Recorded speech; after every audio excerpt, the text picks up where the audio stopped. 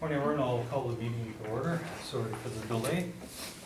I'd like to begin by acknowledging that we're in Treaty 1 territory and the traditional homeland of the Métis Nation. I'll introduce the panel. To my left is Ms. Marla Billingshurst. My name is Stu McPherson. I'll be chairing the hearing. Representing the City of Winnipeg Assessment Taxation Department is Ms. Tricia Caldwell. And the secretary for today's hearing is Ms. Kara Belshaw. We'll be hearing applications for the revision of the assessment roll in accordance with the Municipal Assessment Act. The matters for which revision is requested have been described in each application. We'll limit discussion to those matters. Statements that applicants or the assessor make at this hearing are sworn testimony. Anyone speaking to the matter must be sworn in. Please be advised that comparisons of assessments of properties are not considered evidence of market value by the Board of Revision. The Board of Revision is appointed annually by Council. It's independent of it and the City Administration.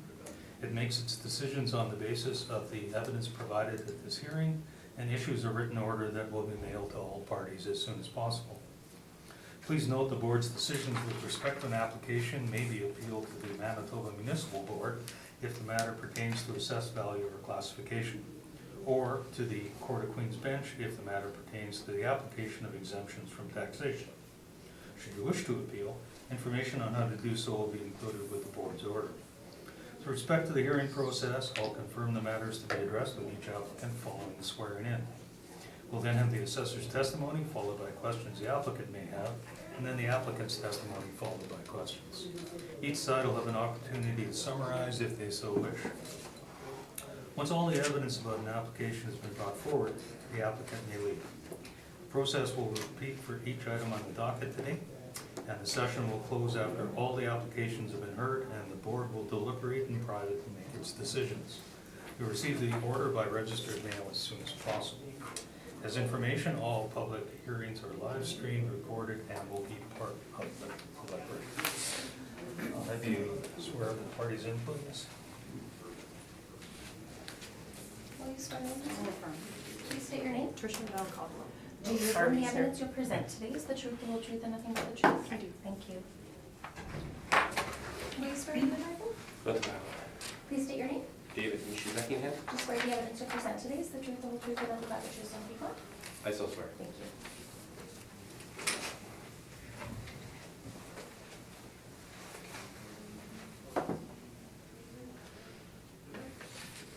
Morning, Mr. and Mrs. Beckingham.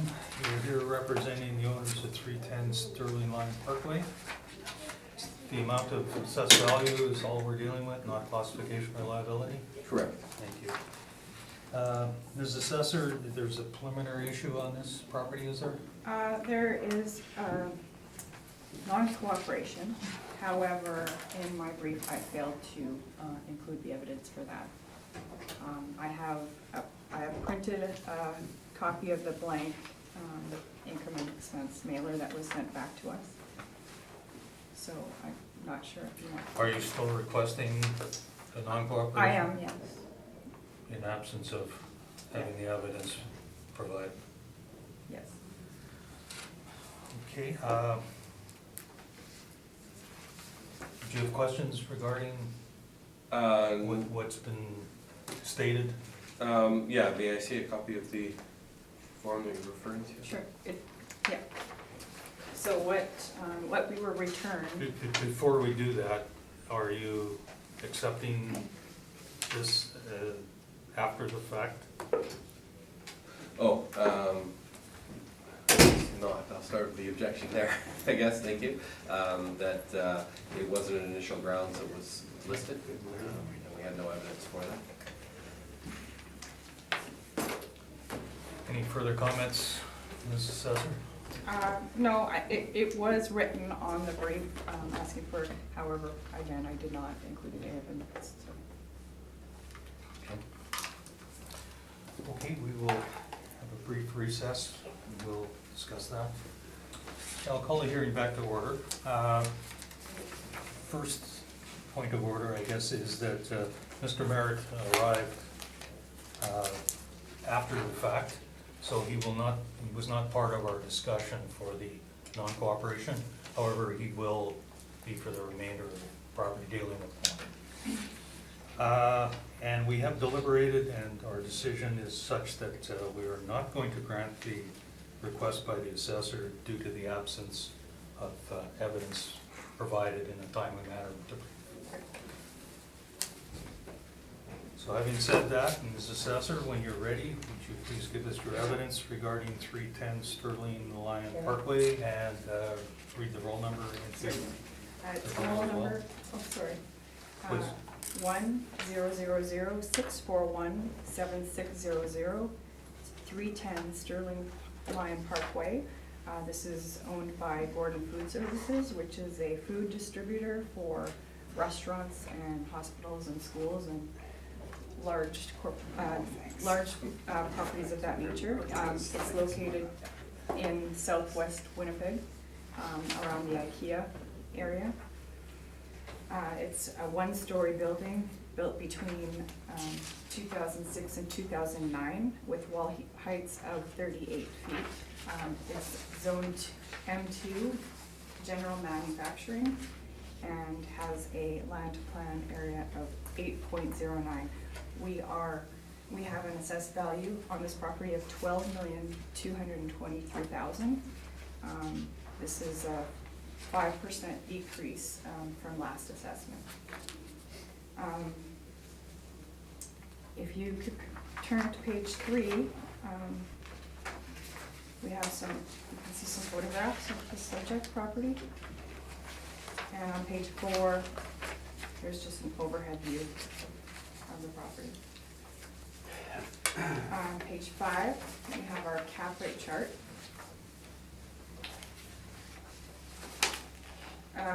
Our cap rates range from a low of 5.5% and 9.8%, with 60% of our cap rates falling between 6.34 and 7.8. And on page 6, you'll find the income workup for this property. It's a distribution warehouse with 136,316 square feet. And we have a table rent of $6.01. We've applied a vacancy loss of 2.5%. Sorry. Expenses of 2%, a shortfall amount of $3.75, a cap rate of 6.3%, bringing us to our estimated value of $12,223,000. And I have rent comparables on page 7. This is a fairly large property, and it's difficult to find rent comparables at this size. Most larger buildings are owner occupied. So for that reason, I had to go outside of the subject area. I have rents from $5.20 to $8.15, just for our cap rate. And these are somewhat similar in size, from 100,000 square feet to 189,000 square feet approximately. And with that, I asked the board today to confirm our value at $12,223,000. Thank you, Mr. Chair. Thank you.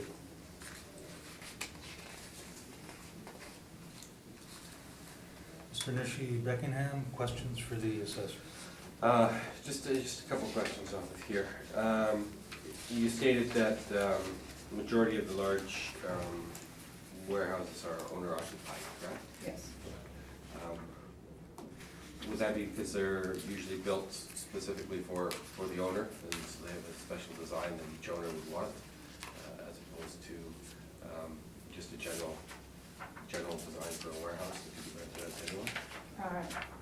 Yeah, in some cases, yes. Thank you. That's it for Mr. Merrick? Thank you, Mr. Chairman.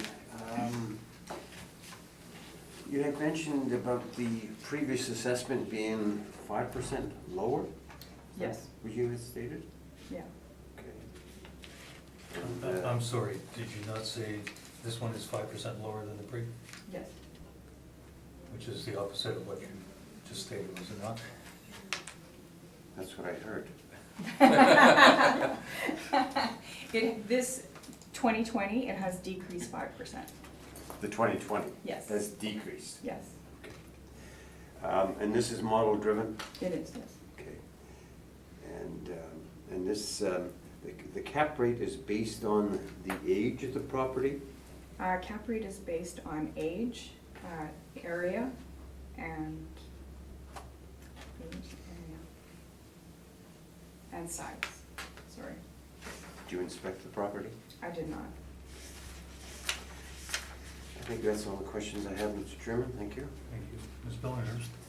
My question was asked already, thank you. Okay, just a quick question. I see 2006 and then varied to 2009.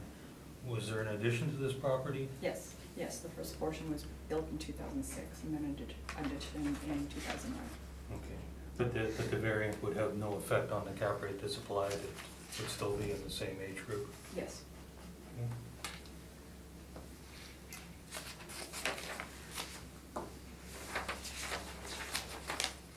And so the sale that you've shown here, 2006, that would be the land itself?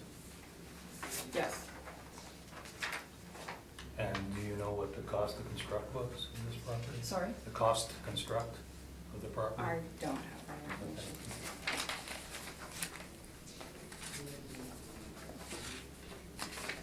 And you said that the valuation was strictly model driven? That's correct. And 6.3% cap rate. That's a little under the 6.34. Yeah. It is. How did you get that specific this time with 6.34? Well, Do you know? our cap rates did change when we took the 5% management out.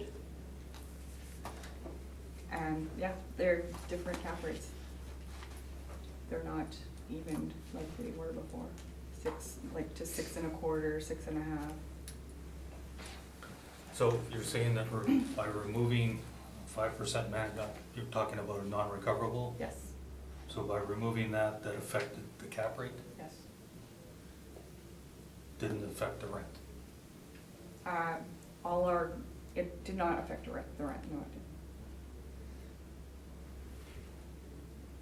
All of our rents are net of management.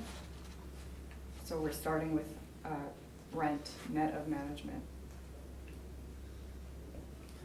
And is that a recent change to the algorithm for the model, or has it always been net of management, the rents? They've always been net of management.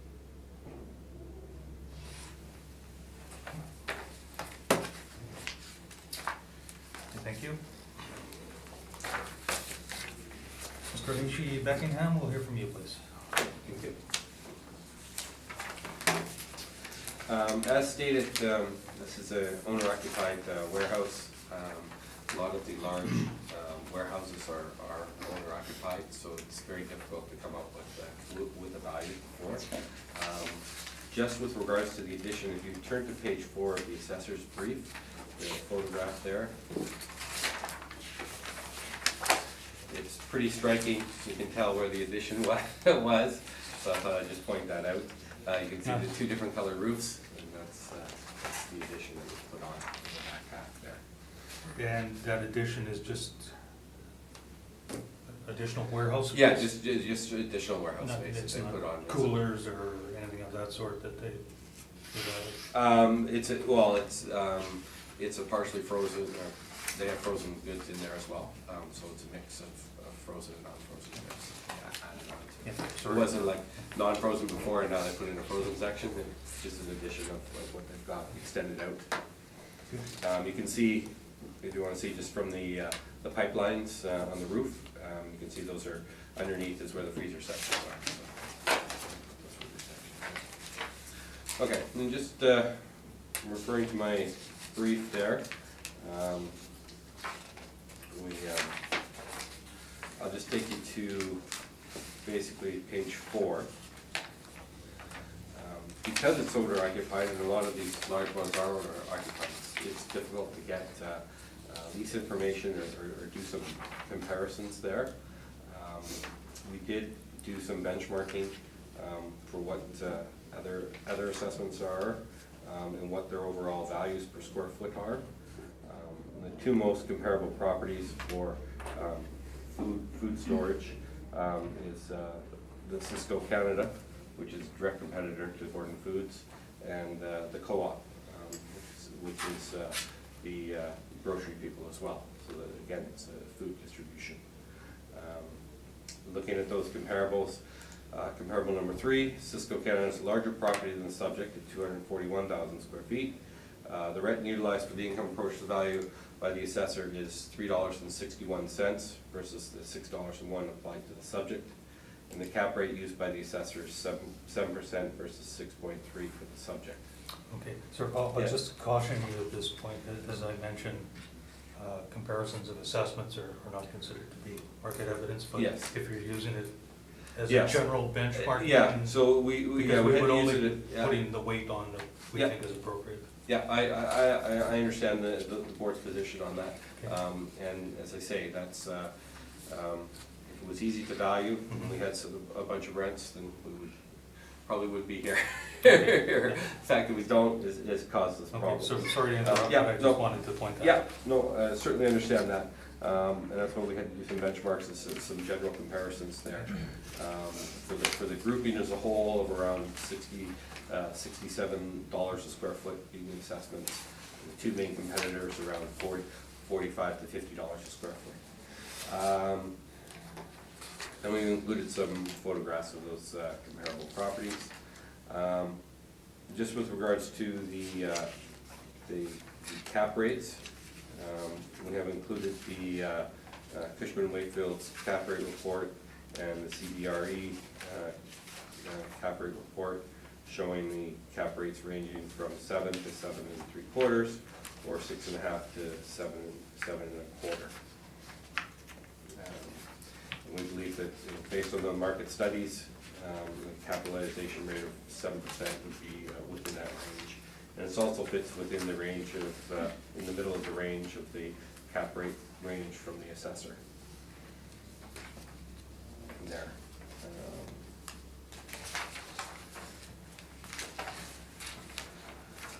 So based on the benchmarks and the cap rates studies that we've looked at, we have estimated a value on page 6 of $9,121,000, which is $66.91 a square foot, which is, again, fits respectively within the median for that range of properties, assessed values of the range of properties there. That was pointed out on page 4, which the board can put as much weight or not weight on it as they want. And that's our submission. Thank you. Ms. Caldwell, questions for the applicant?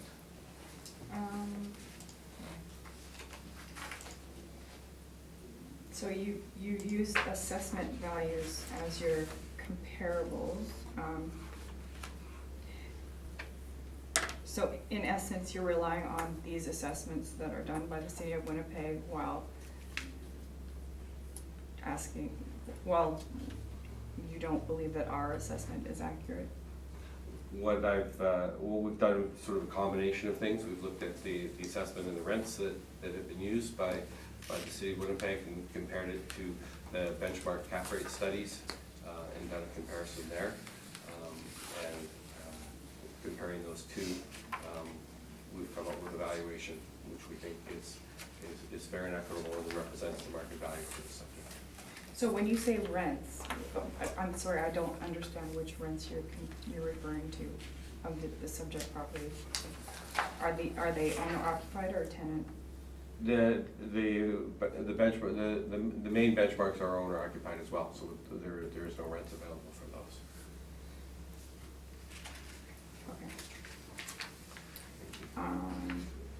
are all my questions. Thank you. Mr. Merritt? Yes, you relied on the cap rate from the Crushman Wakefield cap study. Okay, that's what Yes. you're using? Yes, yeah. Can you tell me where you get your $5 from? $5 per square foot for market? I think I found it on page 5, but I'm not sure. It talked about comparable 5 and 4 and 8. And you've got figures in there, but I'm not sure where that is. Or, you know, the rate per square foot, you're using $5. Right. Okay, so is there a chart somewhere? No, we don't have a chart there. So those- you talk about the comparables, is that on page 4? On page 4 was the comparables, yes. Okay, so, I don't see any figures in here in regards to Those aren't, rates. yeah, those aren't the, those are what we derived as being the lease rates that the assessor is using on those. Those aren't the current lease Okay. rates. Okay, but that's based on, there's no information on here or anything, as far as I can tell. How we derive them? Well, you know, you talk about comparable number 5. Right. So I look at comparable number 5, okay, but I don't see any rate per square foot. Oh, yeah, Okay. there's no lease rate there, we have the overall assessed Yeah. value per square foot So, on there. you know, it would have been nice to have a chart so that we know, you know, what Where exactly they it derive the is. rates? Yeah, Yes. so, because it just seems to be, you know, $5 picked out of thin air. Okay, yeah. Okay, I certainly understand what you're saying, sir, So, on that. but you feel like, because that's part of the difference, you know, the city's at 6 and you're at 5, plus Yeah. the cap rate. Right. Okay, I thank you. Thank you. Ms. Billingers? No question. And I have no questions. Desire for summation, Mrs. Assessor? No. Desire for? Just a quick, difficult property to assess because there's very limited market information available for these owner-occupied type buildings. Again, if we had more information, we probably wouldn't be here because we could agree on how to come about with it. That's the summation. Okay, thank you. Thank you for your presentation then. Thank you. Leave that with us and you'll receive the order by registered mail in due course. Great, thank you very much. Thank you.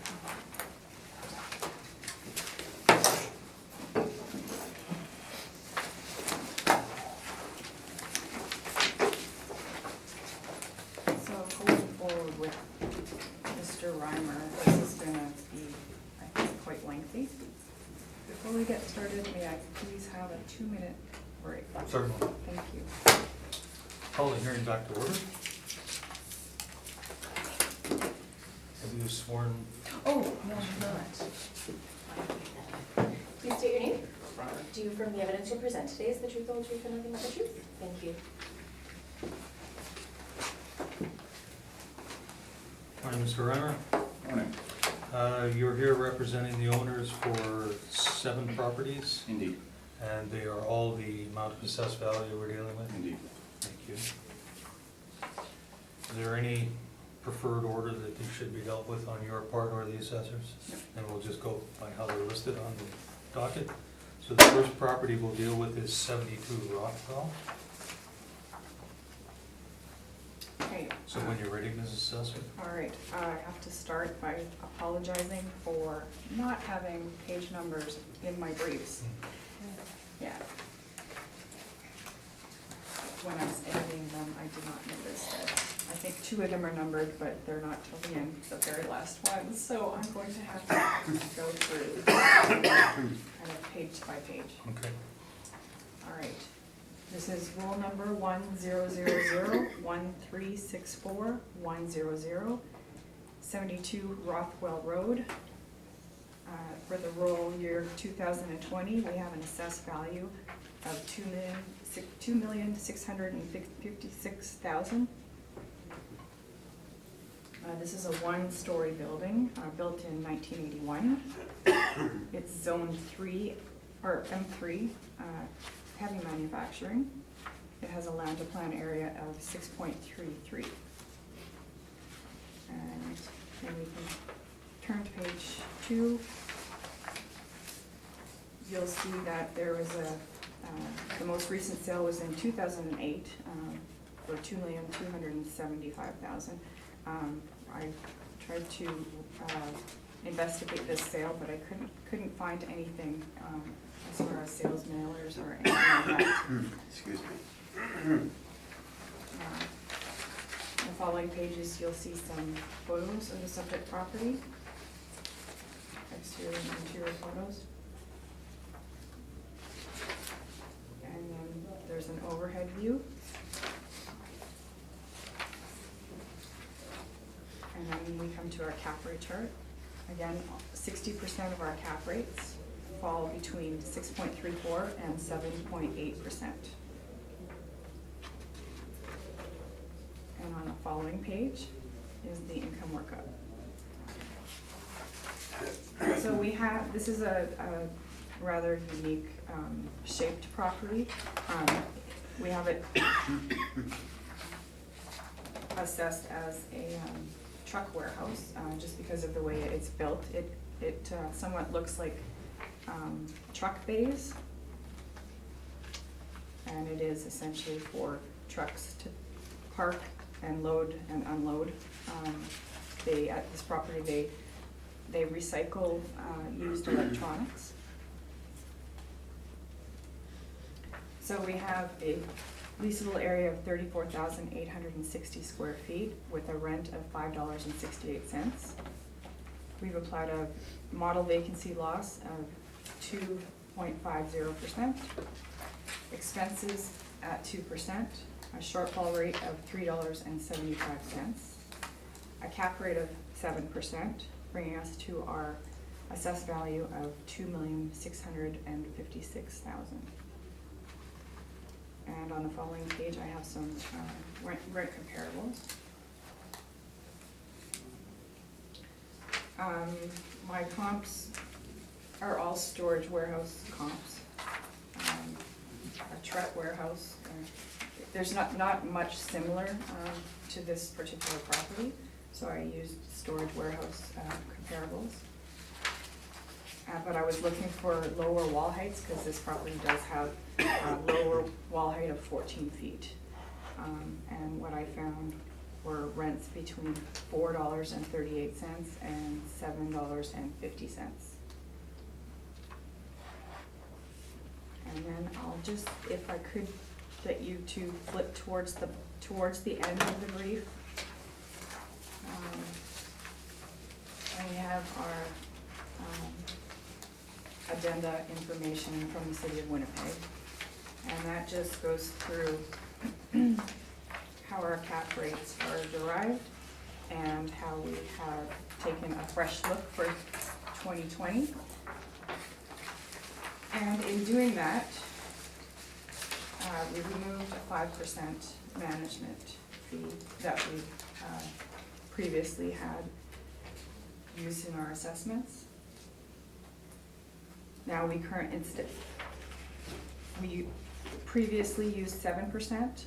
There was a 5% management fee and a 2% non-recoverable expense fee, as well as shortfall allowance. So our market evidence that we have collected over a number of years has been showing us that that management fees are typically recovered from the tenants. And so we removed that 5% management fee for this cycle.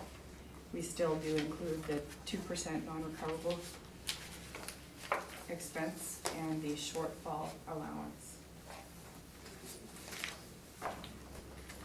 And so I asked the board today to confirm our value at $2,656,000. Thank you, Mr. Chair. Thank you.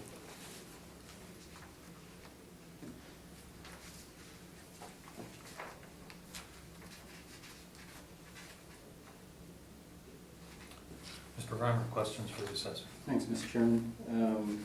Ms. Caldwell, then, and this one is numbered, so at least on my copy, page 8.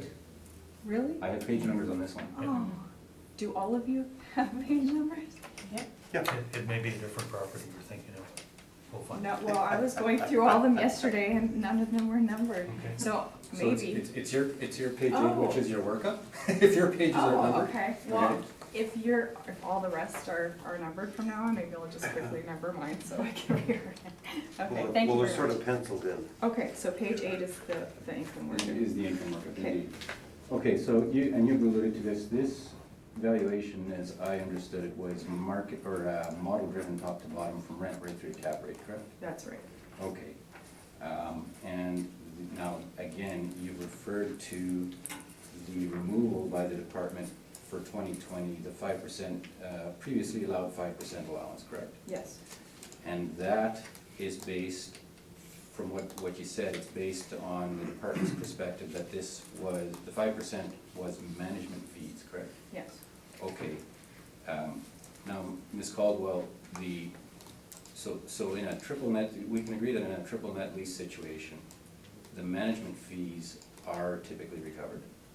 yes, And in fact, the triple net lease situation, what we have been using for valuation and for reference for the past, I mean, I've been in this industry for 20 years, and what we are referencing in all of these valuations for 20 years were triple net leases, correct?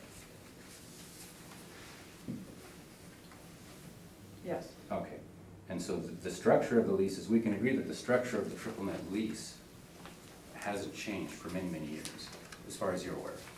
correct. Okay. Notwithstanding that, the fact that that structure has been in place and consistently applied, the department then, and I recognize this is not you, but the department made the decision to remove the 5% allowance for the first time this cycle. correct? Yes. Okay.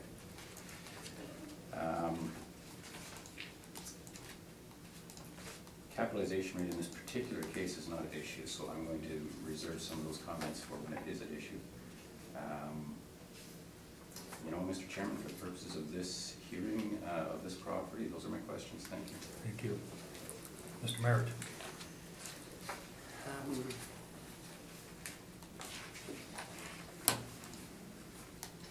I don't have anything, Mr. Chairman, thank you. Ms. Billinghurst? No questions? Just to clarify, I asked these questions on the last property. So the removal of the 5% management, which was considered to be non-recoverable before, and now you're considering that to be recoverable, doesn't affect the rents that are utilized? Because those are triple net, is that correct? They are triple And they've net. always been triple net. Yes, But it does affect the cap rate, is what I believe you said. yes. So if you were to put that 5% back in, the cap rates would go down.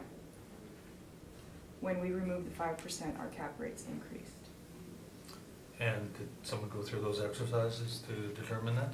Yes, And do they know what percentage they go down? Is it half a point? Is it a tenth of a point?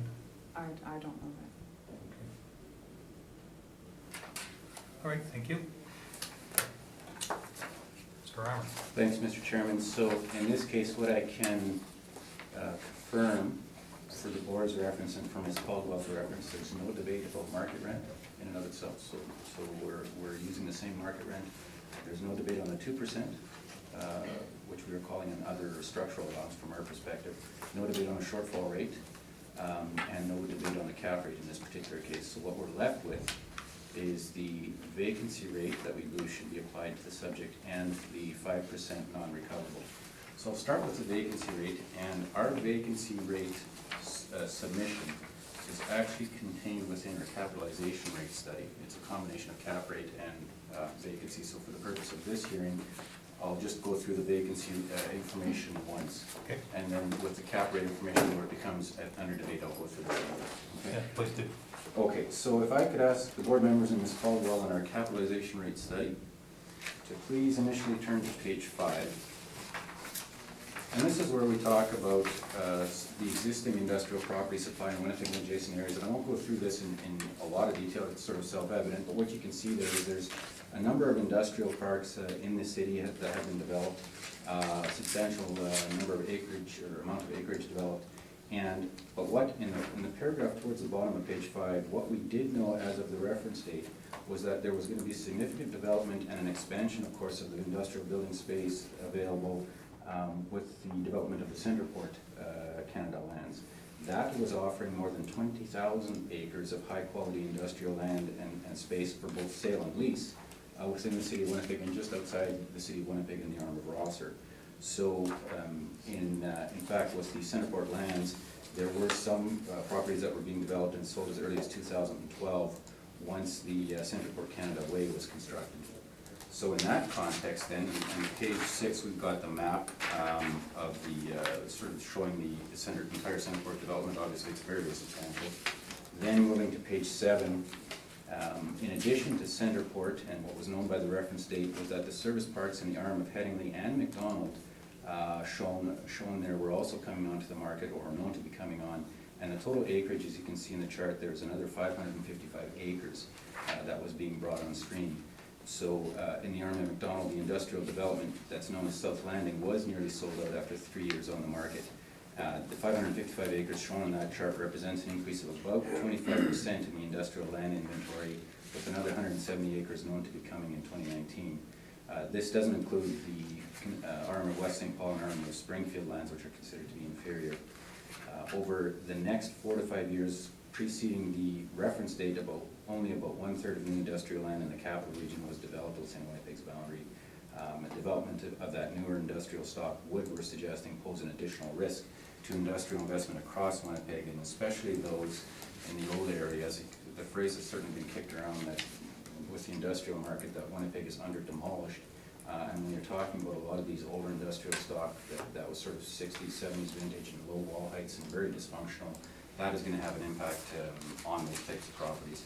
So then moving specifically to the industrial vacancy, that's the context for the market. And then in the industrial vacancy statistics and information itself on page 8, what you've got, the total inventory of industrial space in that top chart there is 78,256,000 feet. Of that, there's 2.3 million square feet of vacant industrial space that includes buildings for both sale as well as lease. The overall industrial vacancy rates for Winnipeg in the last 10 years, as you can see in the bottom chart, range from 2.5% in 2008, then it actually went down to 2.1% in 11, and has been climbing up reasonably steadily since that time. So the overall rate in 2017 was 3% based on the entire inventory. But the crux of our argument goes on page 9, and this is the key we're suggesting that the board should focus on when we're talking about valuing these properties on the income approach. The investment inventory and vacancy. Industrial properties can also be analyzed by studying the investment inventory and vacancy, which is what this focuses on. Within that total of 78 million square feet, the investment property inventory is about 27.3 million square feet, and most of which is situated within a number of industrial parks that are summarized there around the airport in the northwest part of the city, Inkster and North Inkster, in St. Boniface, and in South Winnipeg.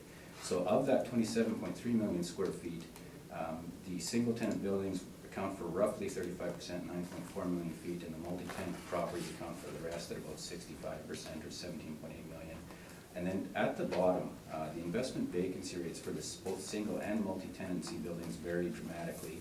And as you can see on the charts on the bottom, for the single-tenant investment buildings, it actually ranges from in 2008, 4.9%, all the way up to 8.7% in 2017. And for multi-tenant, it was at 8.4% and actually declines for a period of time going into 2011. And then climbs somewhat to between 7 and 8%, finally ending up in 2017 at 6.7%. So with the 8.7% and 6.7% rates respectively for single and multi-tenant properties, we're certainly suggesting that based on those kind of statistics, that 4% in this case, and in the case of the properties on the docket this morning, is appropriate. Recall too, Mr. Chairman, on page 10, we talked briefly about, and there's a board and Ms. Caldwell have a lot of familiarity, but reminder that the vacancy and collection losses, it's a vacancy allowance, but also allowance for uncollectible bad debts based on rent and arrears that won't be collected. So when we look at that entire picture and the vacancy rates for investment properties being much higher at sort of in the 6 to 8% range, we're suggesting 4% as a stabilized allowance, a little bit higher than the 3% for the entire inventory of 78 million square feet, but certainly much lower than the actual rates in place at the end of 17 for investment properties.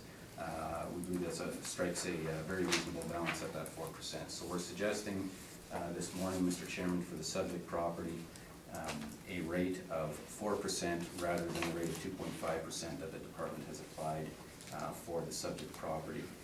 Now, in terms of so that's the first issue concerning the vacancy loss. So now, if I can ask the board, please, and Ms. Caldwell, to move to the thicker document, the non-recoverable expense study. And I'll go through this, Mr. Chairman, once in some detail, ask that the board carry forward those comments and questions into the subsequent hearings if I could.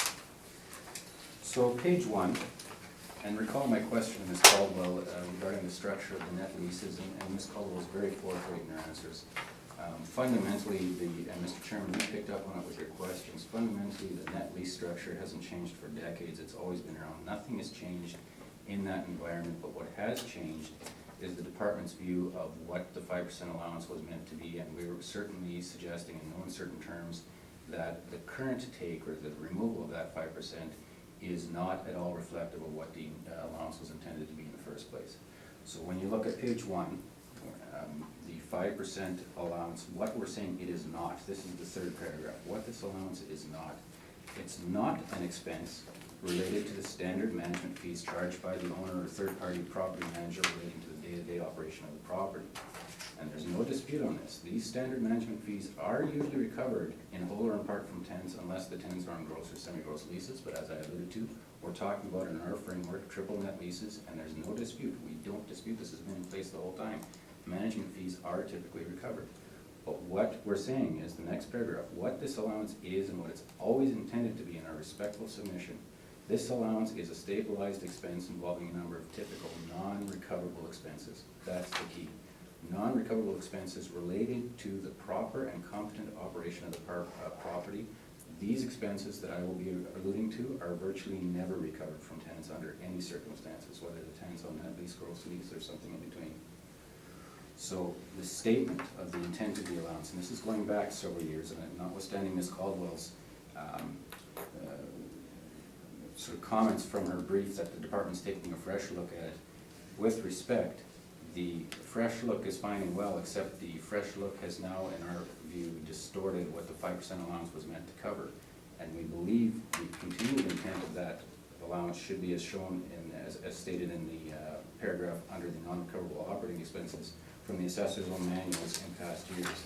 They describe it as management, even with net leases and competent management, there will still be expenses incurred by the landlord that are non-recoverable from the tenants. So they're saying even when you've got a net lease situation, there's non-recoverable expenses.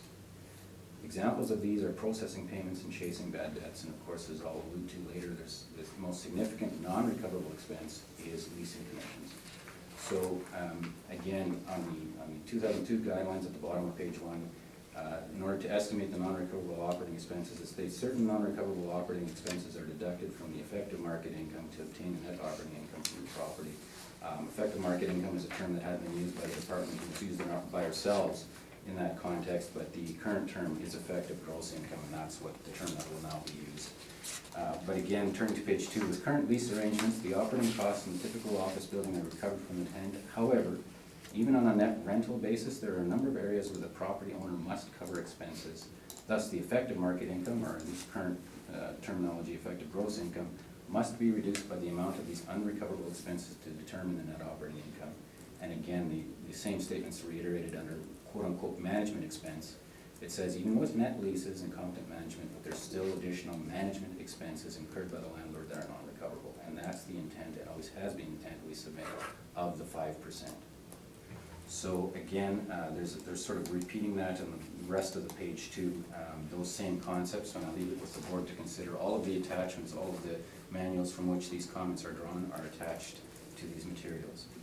So going on then to page 3, what we state is that the same methodology, this is the third paragraph now, the same methodology for proper NOI calculation, including the 5% for non-recoverables, was applied and set forth in the 12, 14, 16, 18 guides by the assessor. In 2020, of course, they amended it to reflect just the 2%. But we're suggesting that neither the methodology nor the original intent of the expense related to quote-unquote management-related expenses has changed since the late 90s, when this more fulsome explanation that I've referred to was provided.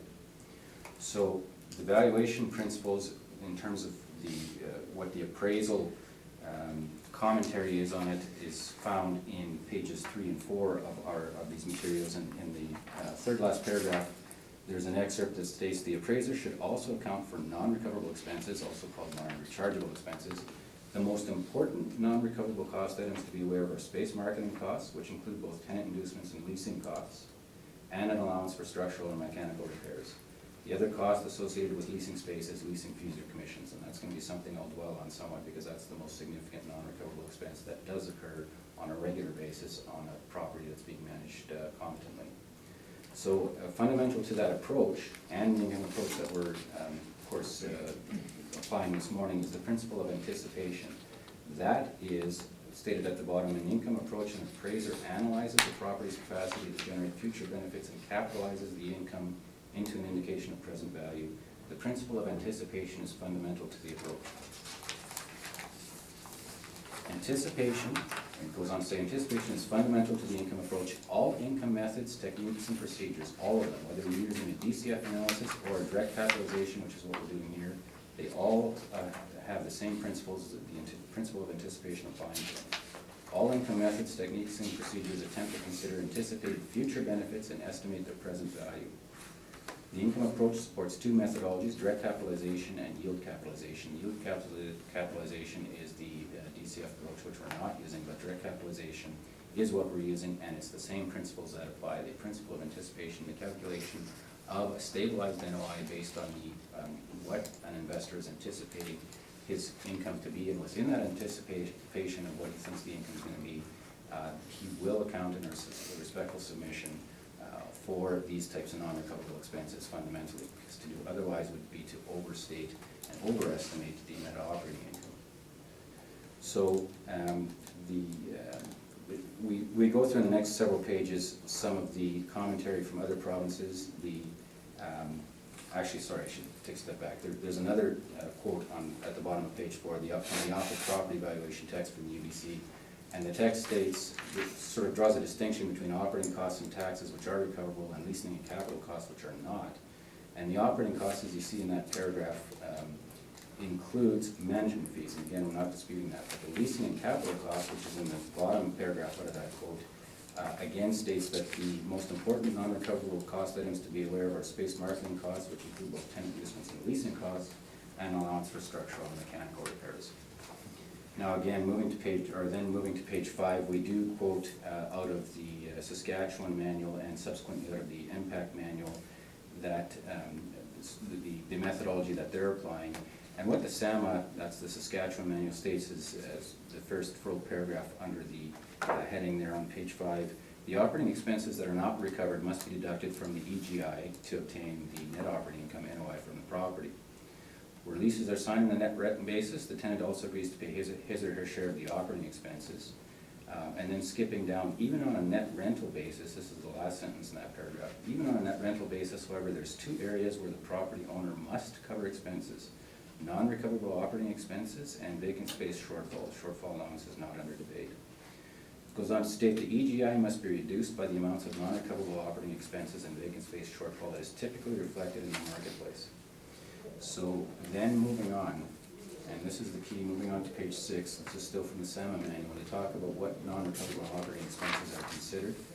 They state the operating expenses that are typically not recovered from tenants are legal and audit fees, structural repairs, and repairs which are capital in nature, which we're suggesting is the intent of the 2% allowance, advertising and promotion and leasing commissions. Leasing commissions form certainly a significant component of our analysis this morning. So again, Sam, I'm looking at those types of expenses, including leasing commissions. Then MPAC, which is the Ontario guide, again, moving on to page 7, they talk about the non-recoverable operating expenses. And in the second full paragraph, they say there's 2 areas where the property owner has to, typically has to cover expenses: non-recoverable operating expenses, like legal audit fees, advertising and promotional fees, and we're suggesting leasing commissions, and expenses associated with operating vacant space, which is shortfall, again, not under debate as far as the shortfall goes. So, and I won't read through all this, I'll leave the board to the extent that they would like to read through those materials, I'll leave that with you. But then moving on to page 6, what we're suggesting that by removing the 5% allowance for what was always in our submission intended to be a non-recoverable expense allowance, a stabilized non-recoverable expense allowance, they have failed to account for these proper expenses, and it's inconsistent in our submission with both appraisal theory and with the actual demonstrable non-recoverable expenses that are incurred, and we're going to get into the statistics that we've that I've actually researched with for a 3-year period leading up to the reference date. So on page 8, there are obviously a whole plethora of non-recoverable expenses that one can look at. A lot of them, though, are either not applicable to the type of valuation we're doing, like mortgage interest. Obviously, we don't factor that into account. Amortization of the building, that's an income tax consideration. We don't factor that into account. Shortfall, because that is accounted for by both the assessor and ourselves in valuing the property. But there are, then moving on to page 9, there are 4 key items that are included in our analysis and that we're suggesting should form a part of any income valuation using the direct capitalization approach, hence the justification for the continuation of the 5%. Those 4 items, middle of page 8, are leasing commissions, professional fees, asset management fees, and advertising and marketing. So those in our study, those calculations are set forth in the column on the next page of percentage of EGI 3-year average with no tenant improvements. No, please make a note of that. We're not, our submission fundamentally is based on that column that does not reference TIs. We have, for the board's reference only, included an additional column that if one were to take the TIs into account, the percentages are much higher still, but that is not what we're relying on. We're merely providing that for reference.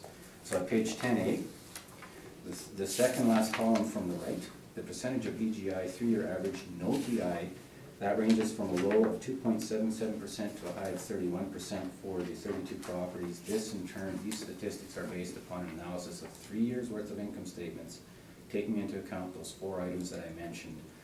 And again, the most significant item that is regular and recurring and that an investor would take into account is the leasing commissions, which are not recovered, in addition to the advertising, marketing, professional fees, and in a few cases, asset management fees.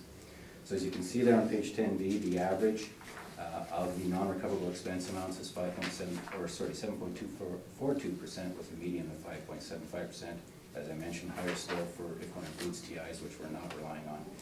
Then, as far as, again, I'd mentioned briefly earlier, the 2%, we're suggesting the intent of that allowance is and always has been as a structural allowance. And for the reference of the board, we've attached this. Isn't meant to be comprehensive. This is merely an audit based on those properties where we had all the information.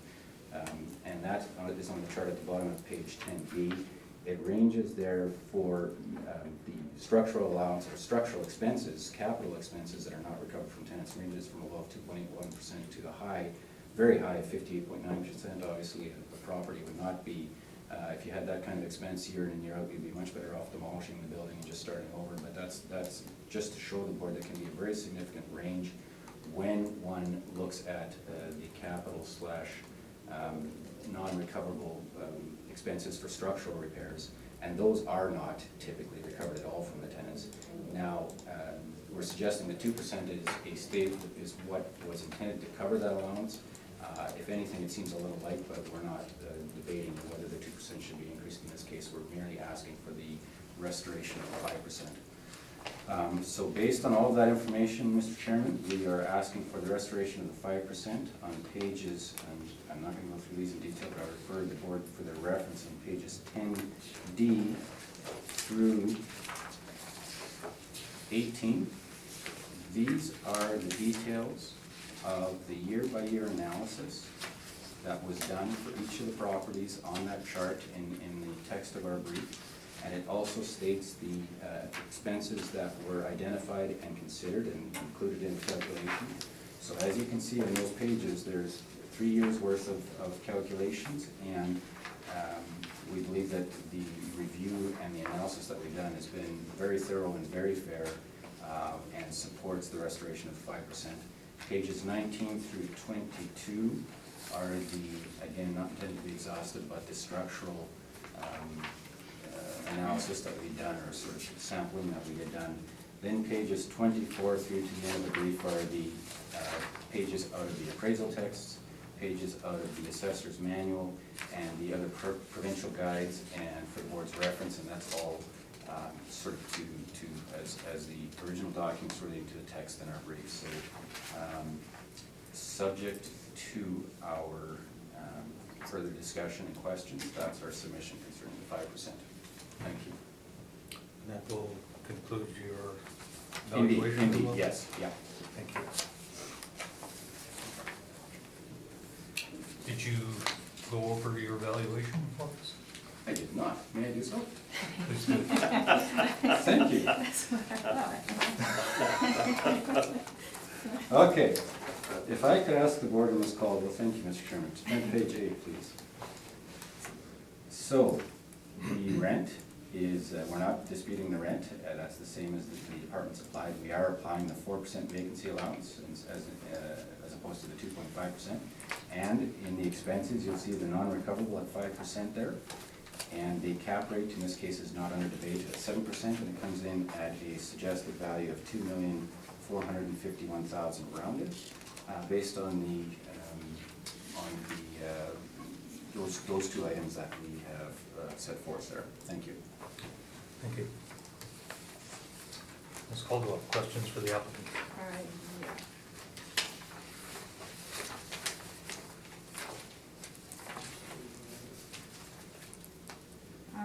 I'm gonna start with the vacancy. Yes.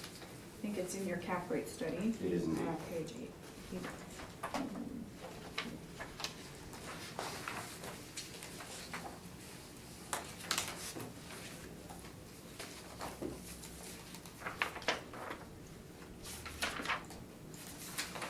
Okay, so the 3%, the 3% vacancy, this was from the Johnson report? Yes, indeed, that would have been pulled out of the Johnson report, yeah. Okay, and this 3% vacancy, this is for all of Winnipeg? So you're talking on page 8 now, correct? Yes, sorry. Page 8 at the bottom chart, that is for the entire industrial inventory of 78,256,000 feet. Right, so all across Winnipeg? Yeah. Okay. Do you know have you ever looked at the broken down areas? If you looked at different quadrants of the city or? No. The details that we've looked at relates to on page 9, the investment properties, the higher vacancy rates, but not by quadrant. Okay. So could different areas of the city have different vacancy rates? It's possible, but certainly Ms. Caldwell with the 8.7 and 6.7% vacancy rate, even if one accounts for some fluctuation amongst the quadrants, we think 4% is pretty good. Okay. But yes, I mean, certainly it's possible for some minor variations. Okay. So, in your cap rate study, actually, on page 28, Cap rate study now. there's an insert from Colliers, the cap rate report, first quarter 2018. Yes, indeed. On page 27, I beg your pardon. The second paragraph, written by Rob Preto, says, the industrial sector continues to see an increased demand for multi-tenant investment properties. Industrial properties in southwest Winnipeg, this is the subject area. Industrial property in southwest Winnipeg continues to be the most desirable inventory with vacancy under 1% within this area. Have you seen that? I'm certainly have seen that, yes. Okay. It doesn't change our opinion though, if you're asking the question about it, because what we're doing is looking at the market demand, and certainly an investor, I think, would be, at 1%, would not represent in any way, shape, or form a balanced market, and that would be a very imprudent assumption. But indeed, that's physically what it is, at the 1%. But this is, our assessments are post-reference, right? So as of that time, vacancy was lower. Vacancy is The specifically according- in this area. The vacancy according to that statement is 1%. Now, I haven't audited that statement to see what the 1% relates to, but recall, Ms. Caldwell, what we're suggesting is there's a whole bunch of inventory coming on stream with Centerport and such. That's gonna have a significant impact both on vacancy assumptions and cap rate for properties that are not extremely well positioned. And recall, as we both identified, this building has a wall height of 14 feet, so this is, notwithstanding that the owner has use for this property for his particular operations, this is an obsolete building. So, again, I'd suggest, when you're looking at some of the risk, which can be reflected both in vacancy and cap rate, 1% for this in general would be good. But not disputing the statements there at all. Capital Commercial Real Estate, are you familiar with them at all? Yeah, no. Okay, they have something called the Industrial Market Snapshot, Q1 2018. That are page 32? No, that's not in here, I've just printed it. Have you, for the Southwest Winnipeg, they indicate vacancy of 0.1%. Have you seen this? I would not agree with 0.1% under any circumstances, no. Okay. I haven't seen the data on which that's relied, but I would not. I guess the question is first, has he seen that? Yes. I haven't seen it. Okay, No, I haven't. So he can't really comment on Right. something he hasn't. okay. And Cushman and Wakefield Stevenson has a market beat industrial year in 2017 with vacancy rent for Southwest Winnipeg of 0.4%. Have you seen this? I have not seen that. Okay. And again, I would, without having verified what exactly your calculation was. I don't think you have to. Yeah, okay. I have not seen that. Okay, fair enough. And the 1% for collection loss that you've applied, is that a new practice? Sorry, 1% for collection loss? Yeah. I'm suggesting collection loss is included in the vacancy allowance, but I'm not quantifying it as 1%. Okay, so, Where maybe there's something in there so that 3% reference- vacancy plus 1% for collection loss? Well, no. 3% vacancy is citywide for 78 million, or 78 million square feet, 78,200,000. But the vacancy allowance is not predicated on 3% plus 1. It's vacancy and collection loss. So that is, it's not just the actual raw vacancy rate, but fundamentally what we're suggesting is, recall there's a whole bunch of inventory coming on stream that was known to be coming on stream. So 4% as a stabilized allowance in those conditions is what's appropriate. So we're not saying 3 plus 1. Okay. So if I gave you that impression, then I apologize if that's not the intent. Okay.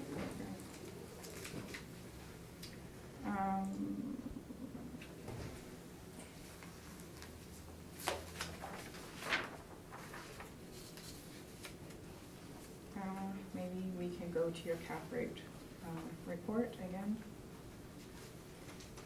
on page 13.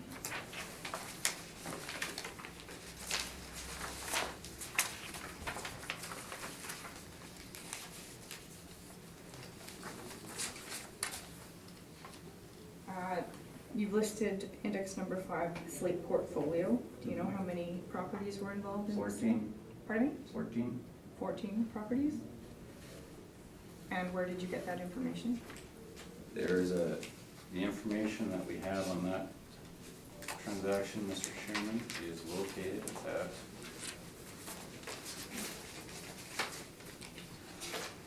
page 24. Now, Ms. Caldwell, I didn't get into this cap rate stuff because I'm not disputing it in this case, but if we wish to have a question and answer on this now, then, Mr. Chairman, again, I just ask that this be carried forward. I'm fine answering it now because it's going to come up anyway. So, as I understand it, Ms. Caldwell, your question relates to the slate portfolio and likely refers to the last 2 properties where the department doesn't have record of those being included. Our records and actually our direct information based on on information from people who will be intimately familiar with the sale, is that those two properties were included. Okay. I'm sorry, was that the question? Yes. I got the answer, but I wasn't I'll- sure that I'll- that was I'll the go- yeah, actual I'll go question. through- when we have a cap rate that's under debate, I'll probably go into all this. We'll deal with that further. Okay. In your 2018-19 cap rate study, there you mentioned the IAAO standards. One second. For verification and adjustment of sales. And it mentions acquisitions and divestments of large corporations, pension funds, real estate investment trusts should not be considered for analysis. Is this included in the 2020 cap rate study, or? I don't know. What, sorry, this is from what? The IAAO? I don't have the document in front of me Okay. that you're referring to. Well, it was included in your last cycle Okay. cap rate study. Okay. When I go through the 2020 cap rate study, it's not included. Okay. You know, is there any reason for that? I wasn't the author of the study, so I cannot answer that question. But if it's not in there, I mean, I agree with you, it's not in there. Okay. Do you think including a slate portfolio sale is appropriate? Well, so there's certainly a lot of debate about two things. Are portfolio sales appropriate and are REIT transactions appropriate? When we looked at and I think that's where your question was leading with respect to the IAAO comments, correct? Yes. Okay, just to be clear on that. So, no dispute that what the IAAO says is REIT transactions need to be viewed with a lot of caution. That's because in a lot of cases, they operate on a bit of a different level than a normal investor. But we looked at this because this involved a significant number of properties and sort of with varying risks amongst all the properties. We have included it in our analysis to show what this sort of top tier investor, the risk that they would be willing to tolerate based on the incomes we've got. But I do acknowledge, and I don't dispute, that the IAAO has certainly stated you need to treat REIT transactions with a degree of caution when you're doing cap rate analysis. Here, thank you.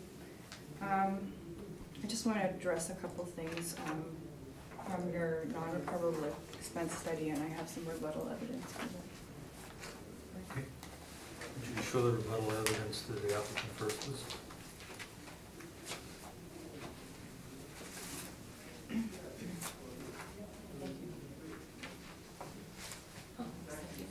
Well, I'm just going to make sure, Ms. Caldwell, is this, you know what, Mr. Chairman, I'll just quickly look at it. I believe it's the same as, Yeah, okay, it's, okay. You have seen this? I have seen the document, yeah. No objection to it. Thank you.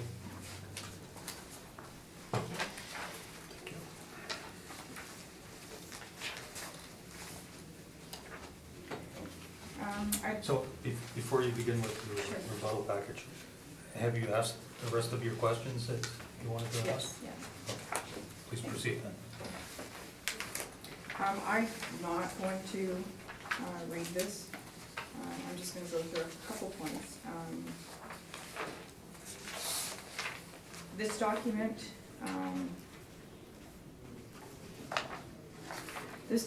contains statements as well as examples of case law stating that leasing commissions, tenant inducements, free rent, and tenant improvement allowances are not to be treated as expenses, as has been done in the Altus non-recoverable expense study. Also, I believe when Altus did this study, they used to use the discounted cash flow method No. to write. No. There is, okay, No. We'll give you an opportunity to address this after Mr. Prime. So historically, the 5% management fee expense was an expense relating to the standard management fees charged by the owner. And we also have examples of that. We have some case law that relates to that. On page 5, at the top, is a list of some of the things that Altus has included in their analysis. And then we have a couple of municipal case law orders where it indicates that those commissions, inducements, improvement allowance, and free rent are not to be included.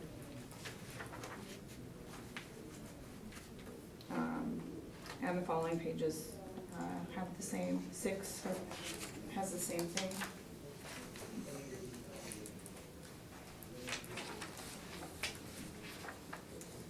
Okay, that's all I'm gonna say on that. Did you want to address this, Mr. Reimer? Thank you.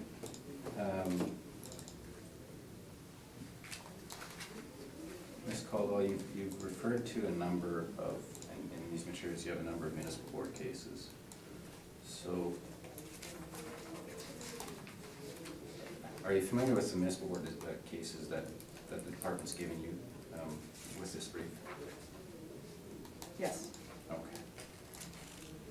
So, then now I think the numbering starts over with the attachments. Just make sure of that. Yes, indeed. So, Mr. Chairman, then my page reference numbers now, they start over when the attachments start. So my page number references are for the attachments, not the main brief. So could I ask, Ms. Caldwell, could I ask you to turn to page 11 of the attachments? And this is one of the municipal board cases the department's submitted. In the first full paragraph, it says, the board is prepared to accept a management expense when it's clear that management-related costs have either not been recovered at all or only partially recovered. We can agree that the board made that decision, correct? Yes. And they allow, further down, they allowed the management expense in that case at 3%, correct? Sure, I don't even know where you were here. It's on page 11 towards the bottom. The board allowed the 3% management. We'll give, yeah, Oh, we'll give Ms. Caldwell Yeah, an opportunity to for sure. catch up. Page 11. Well, sorry, Ms. Caldwell, page 11 of the attachments, the page numbering starts over with the attachments at 1. So in your rebuttal, Oh, it's page 11 of the attachments, not the main brief. in I my- apologize. Okay, Yeah, Okay. yeah, yeah, so all my questions Okay. relate to your document. okay. That's what we're dealing with now, is your rebuttal evidence. I apologize, I didn't notice you weren't there yet. Nope. Okay. So it's municipal board order 805017, and then it's your page 11. Yes. Okay, so the first full paragraph, the board's prepared to accept a management expense when it's clear that management-related costs have either not been recovered at all or only partially recovered. The board made that statement, correct? Yes. And then further down, they allowed, in that case, the 3% management? Yes. Okay, and then moving on to your page 17. And this is 899026, another order that the department's provided you. So under item number 4, sort of middle of that page, states the assessor didn't permit any deduction for tenant inducements. But here it says the owner's agent says it was necessary to offer tenant inducements, or in some cases free rent, simply to commence tenancy. The owner's agent says the board's past policy not allowing tenant inducements is wrong. And what the board then says on page 18, next page under item 4, the board reiterates that tenant inducements, leasing commissions, and leasing incentives are not expenses which may be used to reduce income for the purpose of calculating market value. But we can agree, based on those statements, it's clear that what the agent was asking for in that case was a deduction from the top line rent to come up effectively with the net effective rent, correct? Correct. And then moving on to just 2 pages over at page 20, what the municipal board went on to do is allow the 5% management in the valuation of the subject properties, correct? Pages 20 and 21.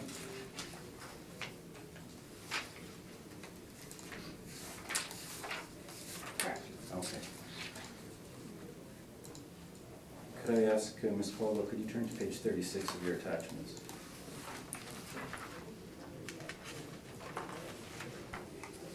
And then in the last there's two big paragraphs there. In the lower paragraph on the 6th line, there's a sentence that starts with, "The rent used by Mr. DuPont for the restaurant was based on the deduction of an amount for free rent. The board has consistently taken the position that tenant inducements, including free rent, do not reflect the market and will be given no weight." But again, we can agree that based on that statement, what in that case Mr. DuPont was doing was calculating a net effective rent taking off the free rent, correct? Yes. And then moving to page 38, again, the board did allow the 5% management expense in that, or what's called a management expense, the non-recoverable expense in that case, correct? Yes.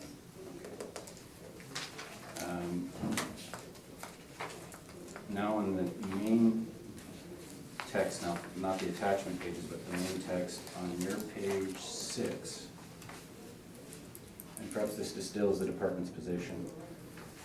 Bottom paragraph, we can agree that what you're saying, or what the department's saying, is we're not disputing that items, the non-recoverable items are, however, considered non-recoverable expenses in the appraisal theory. But what the department's saying there, and that it's given the extent of the assessment case law and prominence of the municipal board, the exclusion of these items would afford no jurisdictional exception. So it's not that the department's disputing in appraisal theory that these would be properly included. It's that there's a jurisdictional exception that in the department's view that the municipal board has set, correct? Yes. That's fundamentally the position. Mr. Chairman, I'll have much more commentary on this, but as far as questions goes, those are my questions. Thank you. Thank you. Mr. Mayor, questions for the assessor on the presentation and or rebuttal?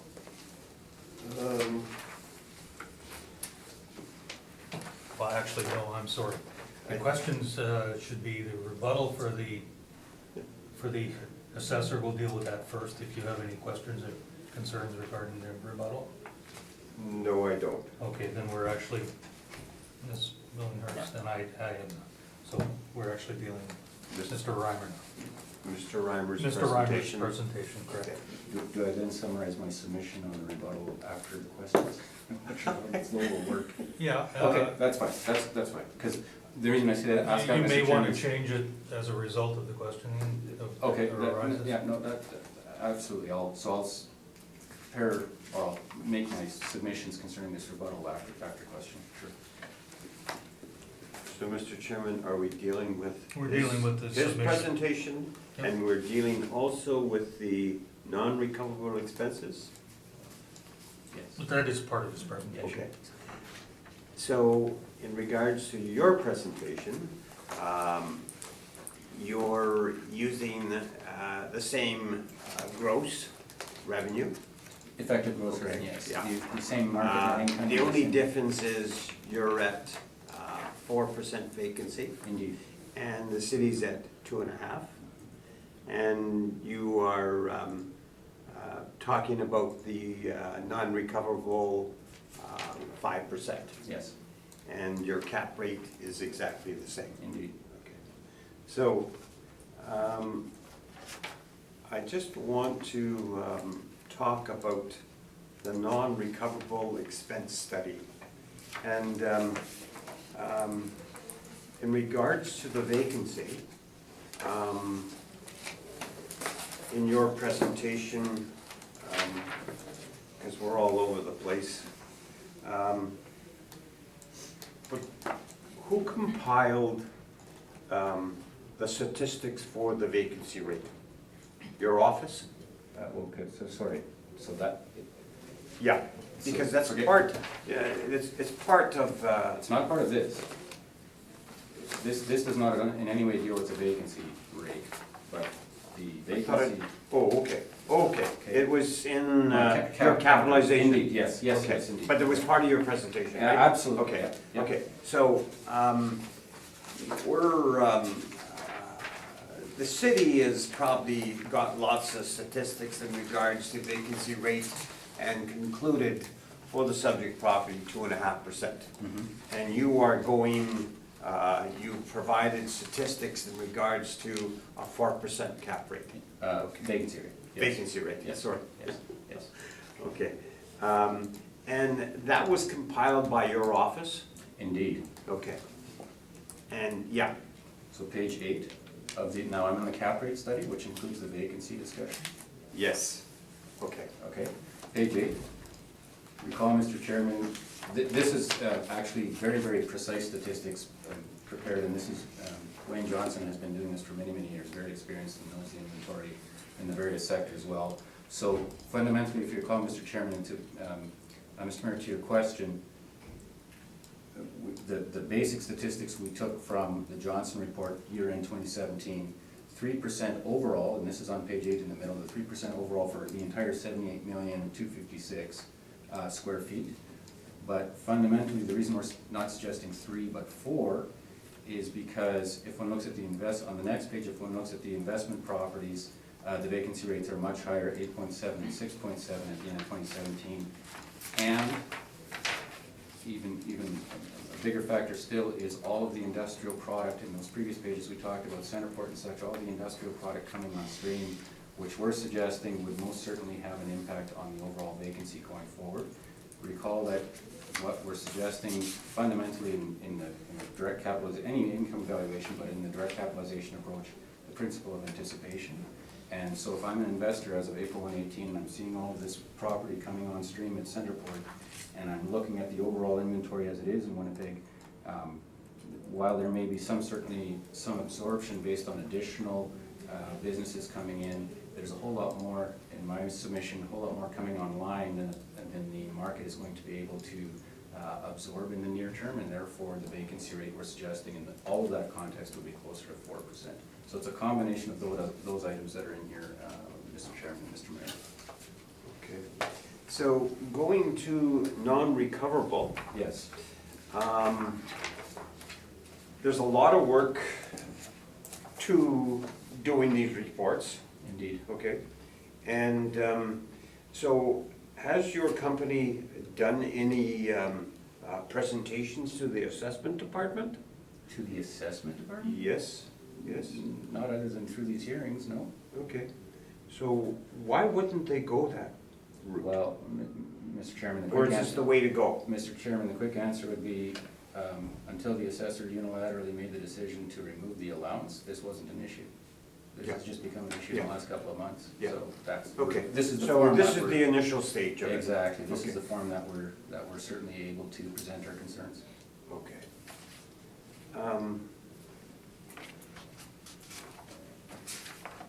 There was one other section in here about non-recoverables on page 10A, and your sampling includes any commercial property, warehouses, Indeed, so. if you look- name it. If you look at the, yes, Yes. so if you look at the use code, I see all the categories, Yeah. okay? Yeah. So you think that that is applicable to all of these properties? oh, absolutely, regardless of property category, absolutely. It's, the stabilized allowance applies regardless of the type of property, assuming that it's, So you're talking about, you have a 3-year status for both tenant inducement and with no tenant inducement. exactly right, yeah, exactly right. Okay. I have no other questions, Okay, Chairman. thank you. Ms. Billinghurst.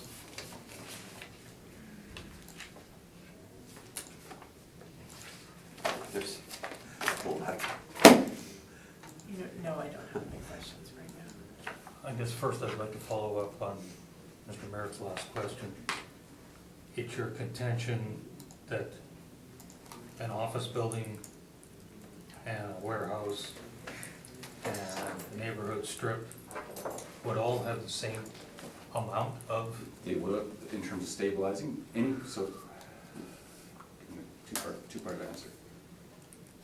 If I could ask the board members, Ms. Caldwell, keep their eyes on page 10A. So if you look at the very bottom, the number 32, that's a CMRNS, that's a retail strip mall. Then you look at number 7, it's the same property category, but there's a significantly higher percentage. Then look at number 1, which is a warehouse, and look at number 31, which is also a warehouse.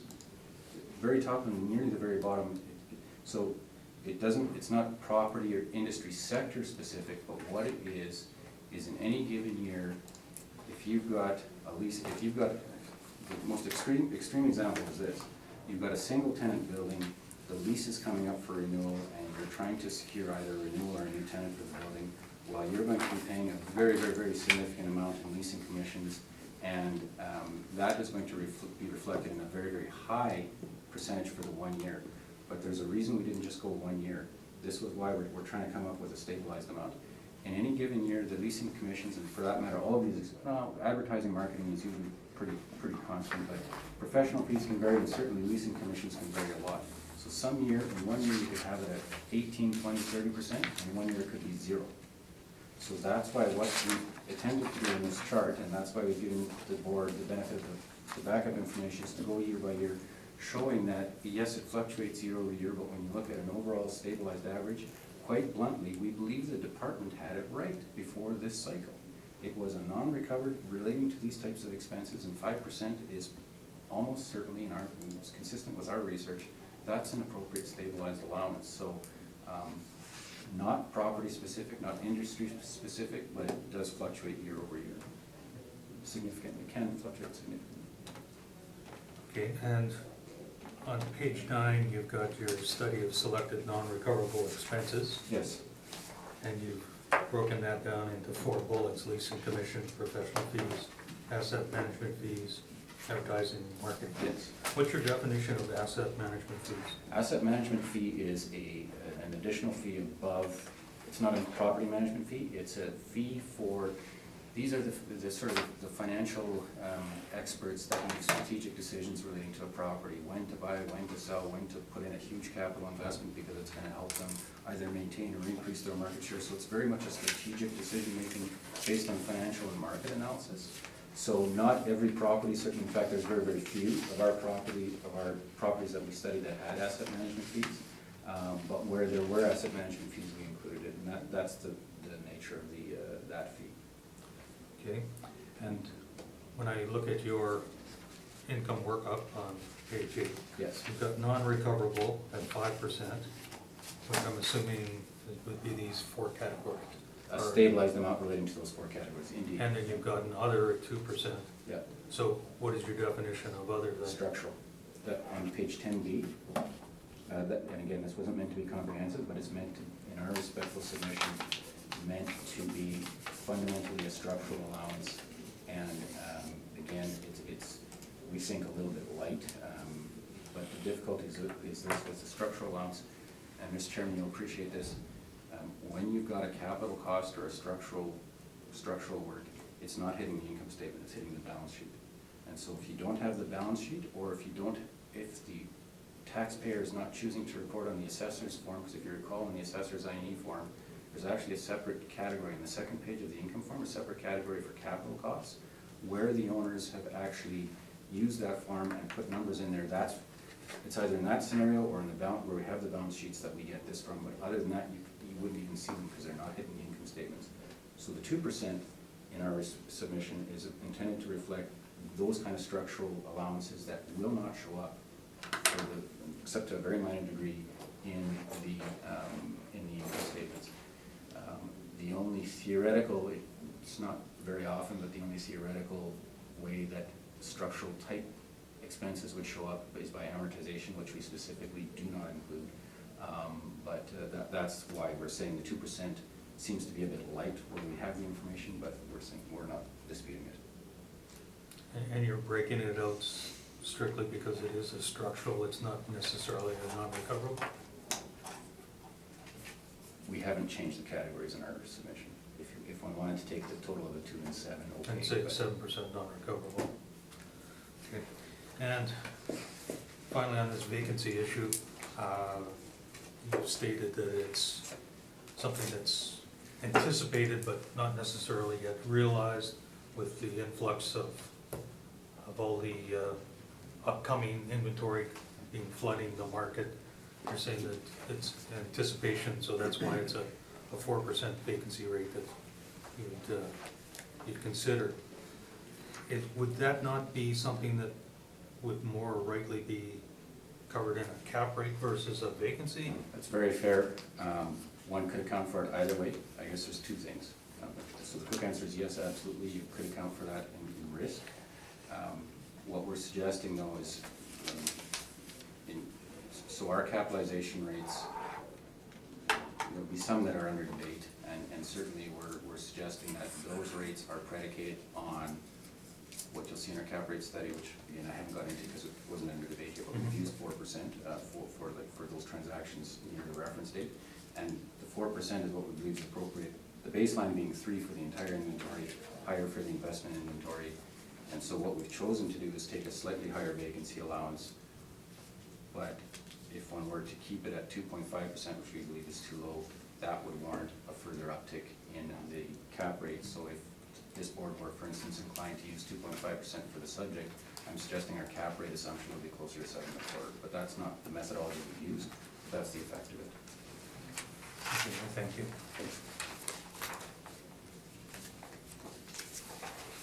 Well, just, I guess, one further question, the Johnson report. Yes.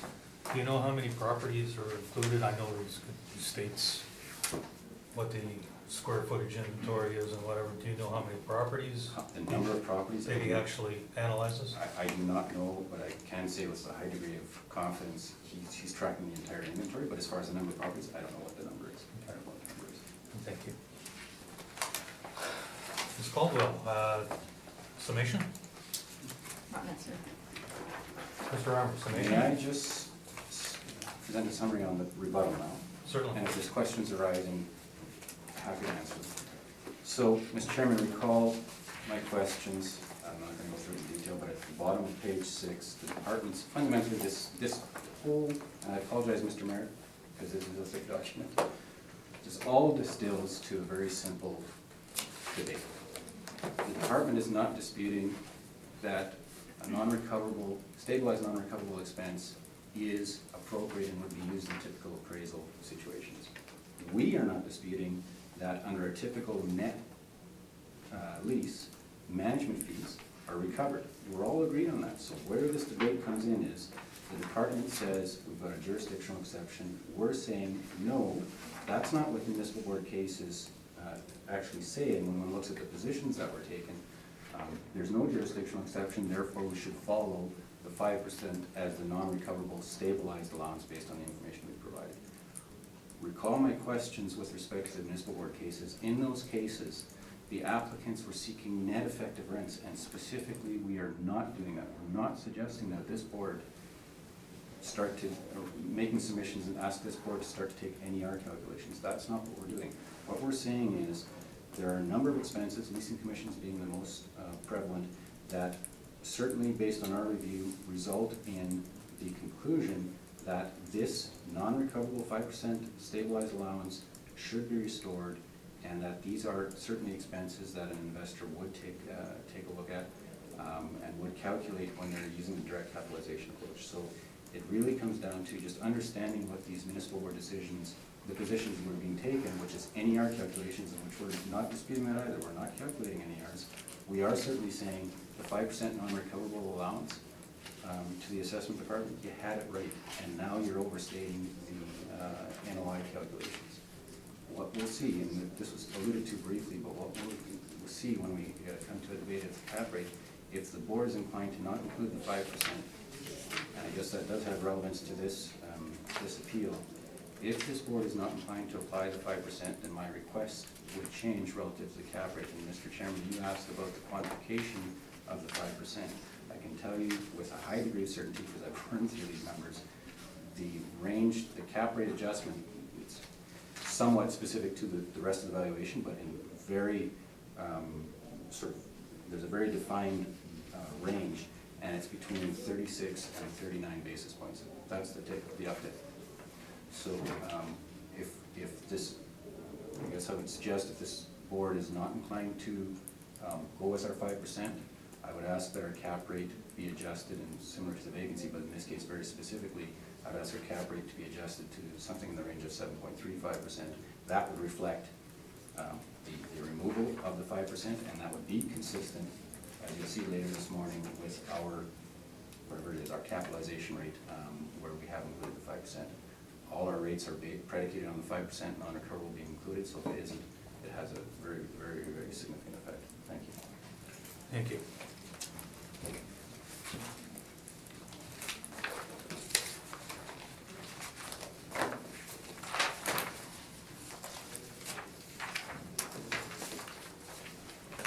And I thank the panel members in Ms. Caldwell for allowing me to go through this in some detail. With the assumption that that is covering. Please. Do we need another short break before we continue? Yes, thank you. Yes. Okay, we will take 10 minutes, I suppose. Okay, I'll call the hearing back to order. The next property we're dealing with is 1090 Kenniston. I understand there's a preliminary issue with this, Mrs. Assessor? We're requesting non-cooperation. And would you take us through your presentation for that? Sure. Just get, on page 10 of the brief, there's the copy of the registered envelope.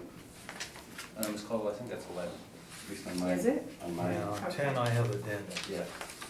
Okay. And see that I have different pages on. You're talking this, right? Yes. Yeah, so it's our, or at least my page 11. Page 11. It's, Okay. maybe yours aren't numbered. Mine weren't, and I thought, Okay. I numbered. Okay. Okay, so page 11 is the registered envelope. And then I guess it's page 12. We have the tracking with the signature. And on page 13, I've just printed a screenshot of the address, their mailing address in Pickering, Ontario. And then on page 14, I just put a copy of their 2019 tax notice that shows faintly on the bottom left corner their mailing address. It's not really that clear, but can No. you tell us what it says? Is yours clearer? It says, what I can see is Pickering, Ontario. Okay. Um, In any event, you've looked at it and it's the same. Yes, Okay. it's the correct mailing address. Same as the one that's on page 11. Correct.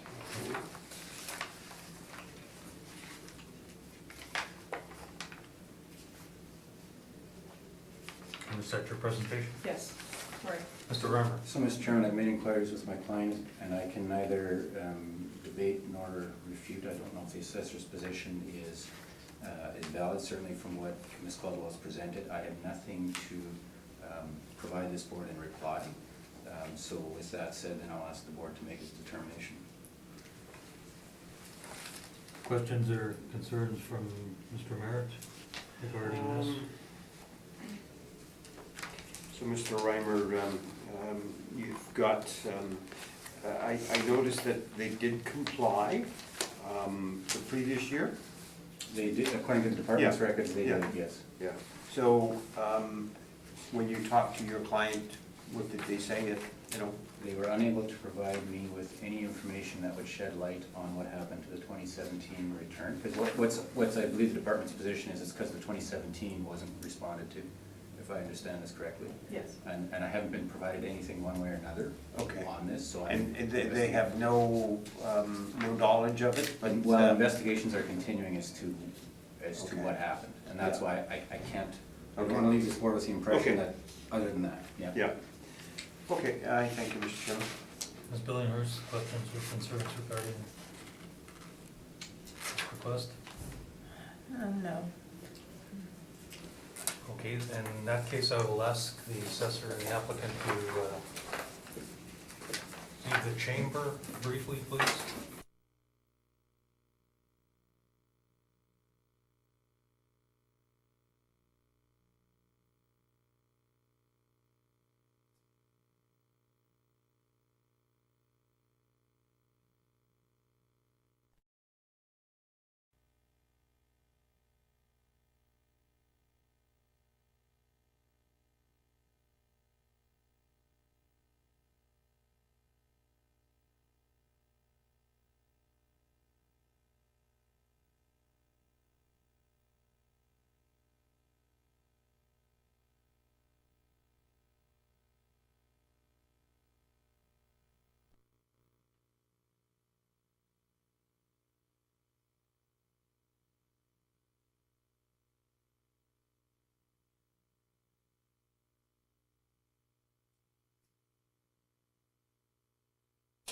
Call the hearing back to order. In this case, our decision is to grant the request of the assessor for non-cooperation, and therefore the burden of proof will be placed on the applicant.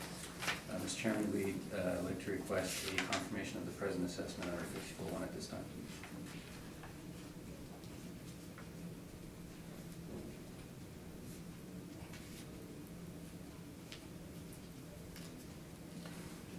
Any questions or concerns regarding that, Ms. Caldwell? Mr. Mayor? I have none. Ms. Billinghurst? I have none. Will you please briefly read in the information for us, please, then, Ms. Assessor? So we know what it is we're confirming. All right, roll number 1-000-646-7400, 1090 Keniston Boulevard. The owner is GFL Environmental, which is Green for Life. The roll year is 2020, and we have an assessed value of $2,156,000.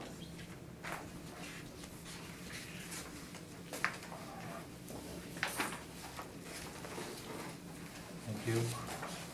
Any questions regarding that? Thank you, Mr. Chairman. Mr. Merritt?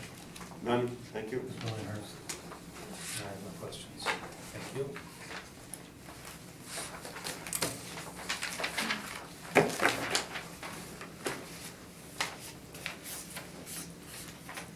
That'll bring us to the next property on the docket. All right, these briefs are numbered for you? Mine is. 2233. Yes, I have hand numbering. And does number 1 start on the first page or the second page? It Yeah. does, okay. Okay, hopefully this works. All right. Yeah, when you're ready, you may proceed. The roll number is 1-000-644-8400, 2233 McGillivray Boulevard. We have an assessed value of $4,166,000. This is a one-story building built in 1979 with wall heights of 24 feet and zoned M1 light manufacturing. The land plan area is 8.49. On page 2, there's a couple of not so recent sales. 2014, actually, there was a sale of $3,500,000. And pages 3 and 4, you'll see some photographs of the subject. And on page 5, there's an aerial view. You can see there's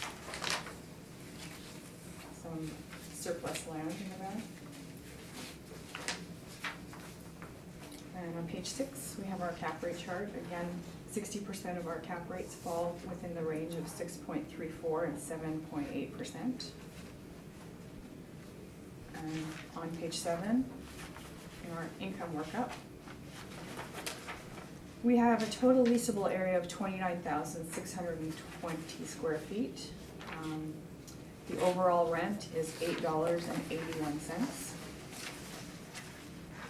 We've applied a vacancy loss of 2.5%, expenses of 2%, a shortfall rate of $3.75, a cap rate of 7%, bringing us to our estimated value of $4,166,000. And you'll find rent comparables on the following page, page 8. I think most of these, all but one, are in subject market area, with rents ranging from $5.94 to $11.07.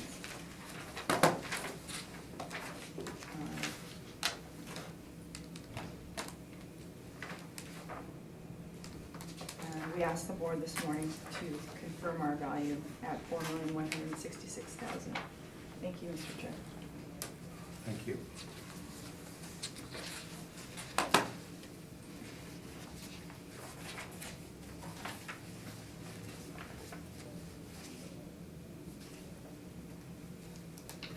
Mr. Reimer, questions for the assessor? Thank you, Mr. Chairman. Ms. Caldwell, the rents on page 8, like the comparable rents, those are all seems like a trite question, but those are all rents based on space that's fully capable of occupancy as industrial office warehouse units, correct? Sorry. These are rents for spaces that are fully capable of occupancy as office warehouse units? Yes. Okay. With respect to then, one page back to page 7, the department's got 2 adjustments. So the additional land value, I understand that's $586,000, but can you describe the additional building value, what that is? Of $56,000? I actually don't think I can. Okay, fair enough. And there's not a lot of, I can tell you, Ms. Caldwell and Mr. Chairman, there's not a lot that turns on, as you'll see in my presentation anyway, just, I hadn't noticed the 2 lines that were here. Okay, and Mr. Chairman, could I ask then that the commentary, questions and answers on the vacancy, commentary, questions and answers on the non-recovered be carried forward? Yes. Last question, Ms. Caldwell, I turn to your page 4. I've got some photos of the subject. I think I know the answer, but have you been to the subject to inspect it yourself? No, I haven't. Okay. Thanks, Mr. Chairman, those are my questions. Thank you. You know what, sorry, I did make a recommendation to Mr. Reimer yesterday, and I would like to also present that today. Just learning that the building itself is pretty much a vacant shell that has to be, a lot of work has to go into it to make it, you know, Capable of occupancy. yeah, so, so we did, this was classified, we had it classified as flex finish warehouse. I believe it was reclassified because it was bought and they were going to use it as a church. So they were It was bought from a church. from a church, and they were gonna build it into a church? Well, Oh, okay. No. Just, Sorry, we're just kind of getting into a little Okay. discussion here. Anyways. You have a recommendation to I make? do. So I changed the classification, which brought the rents down to overall rent of $7.87. Do you have a handout for us? I do, yes. Please.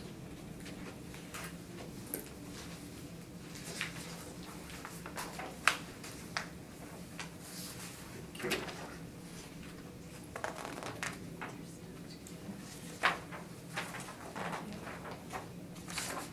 Thank you.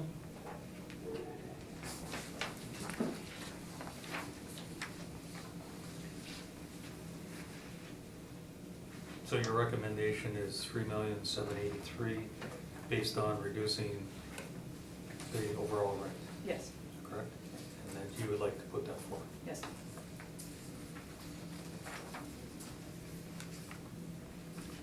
Mr. Reimer, are you aware of this recommendation?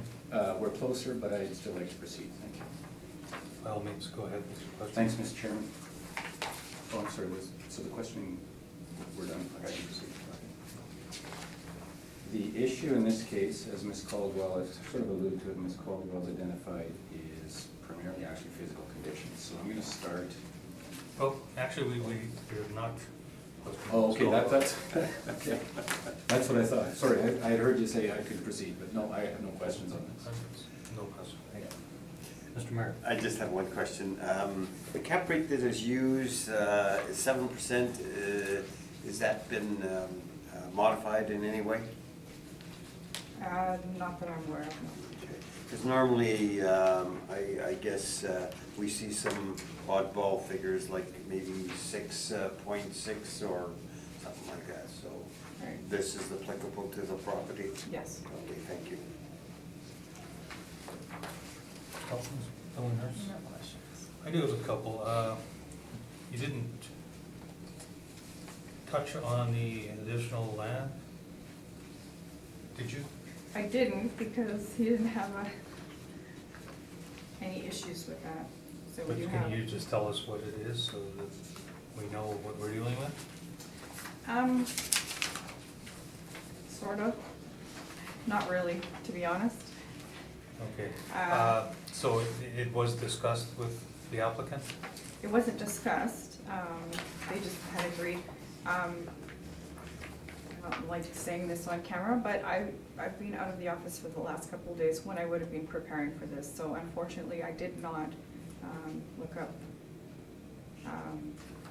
the excess land area or the rate. Okay, so this is just a little unorthodox, but I'm going to ask Mr. Reimer, did you have concerns about the additional land? The 642,000 is the same adjustment I made. So, it's okay, then I consistent. won't continue Yeah, my it's line of consistent questioning on indeed, that.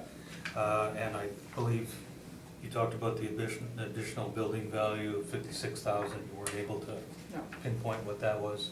And Mr. Reimer, were you in contention of that as well? So, in my submission, I took it as one lump sum value. That was the reason for my question. There was two entries here.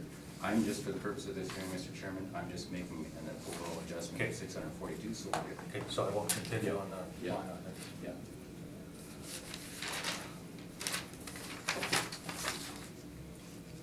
Okay, I have nothing further, so Mr. Reimer, Thank you, Mr. Chairman. So, your presentation. I'm going to now reference Ms. Caldwell. Thank you, Ms. Caldwell, for this. I'm going to reference Ms. Caldwell's revised brief, or sheet that shows the 787 rent and then the 2.5% as shown in this workup. So, non-recoverable expense and vacancy, two issues we discussed. So now the 787 rent. Recall, Mr. Chairman, that I had asked Ms. Caldwell about the comparables and the fact that they were all based on space that was capable of occupancy. The issue in this case comes down to physical condition, and Ms. Caldwell has identified the issue very precisely. And I asked the board members and Ms. Caldwell to initially turn to our page 12, please.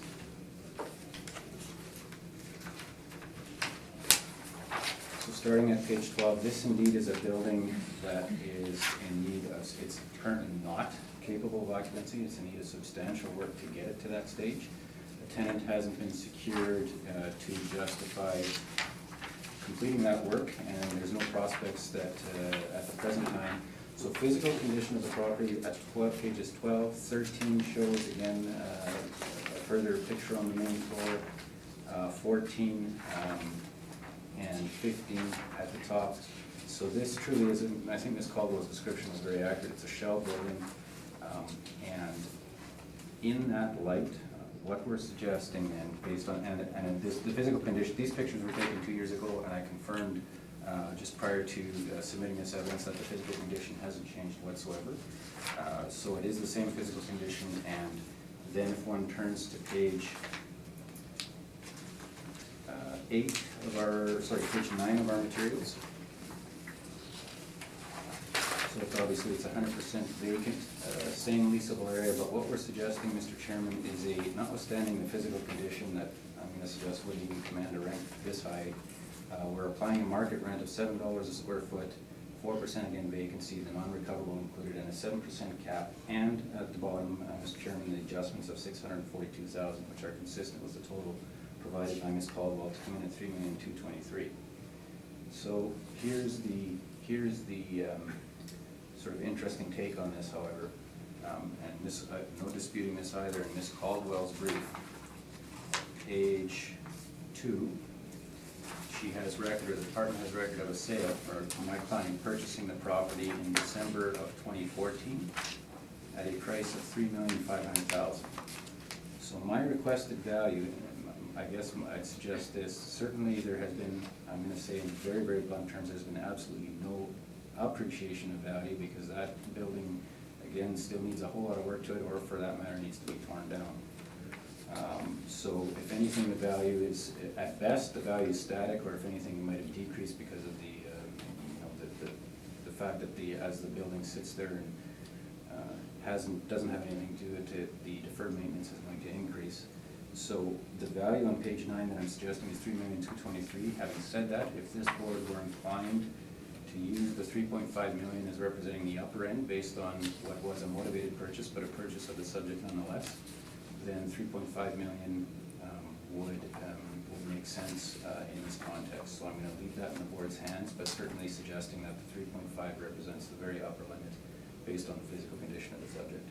In the alternative, if one were inclined to go with our valuation, it comes in at $3,223,000 for the physical asset as it exists, including the adjustment for the excess land. Thank you. Thank you. Ms. Caldwell? I have no questions.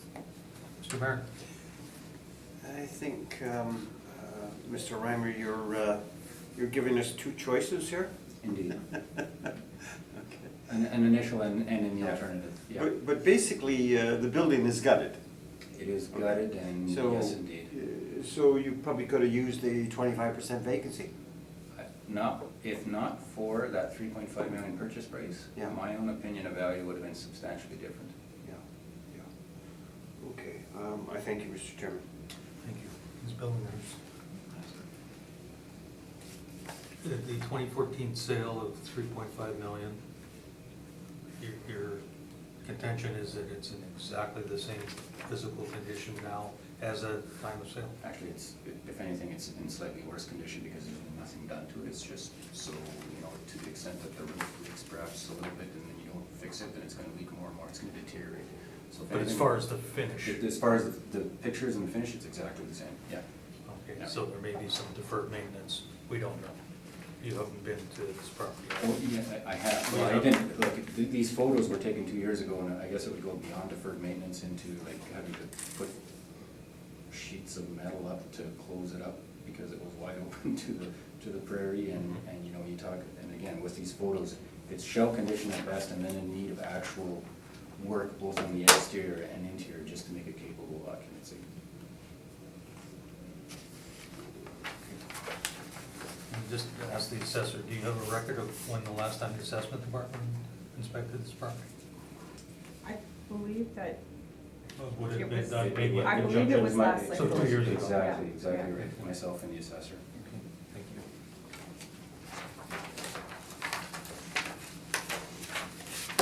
Thank you. Desire for summation? no.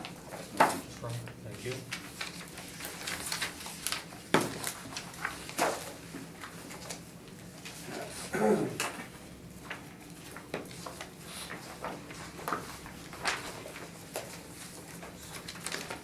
Let's forge ahead then. Next property we'll deal with is 100 Lawson Crescent.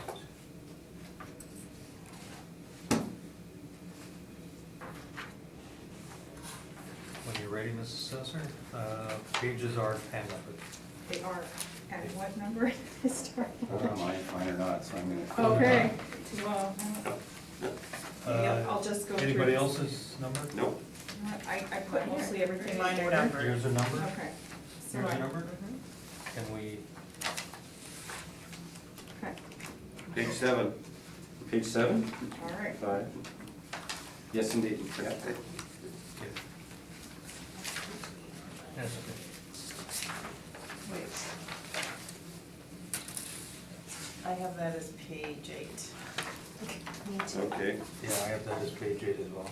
No, page 7. Page 7? Yeah. Okay. I'm It's so covered. sorry. Okay. Page 7.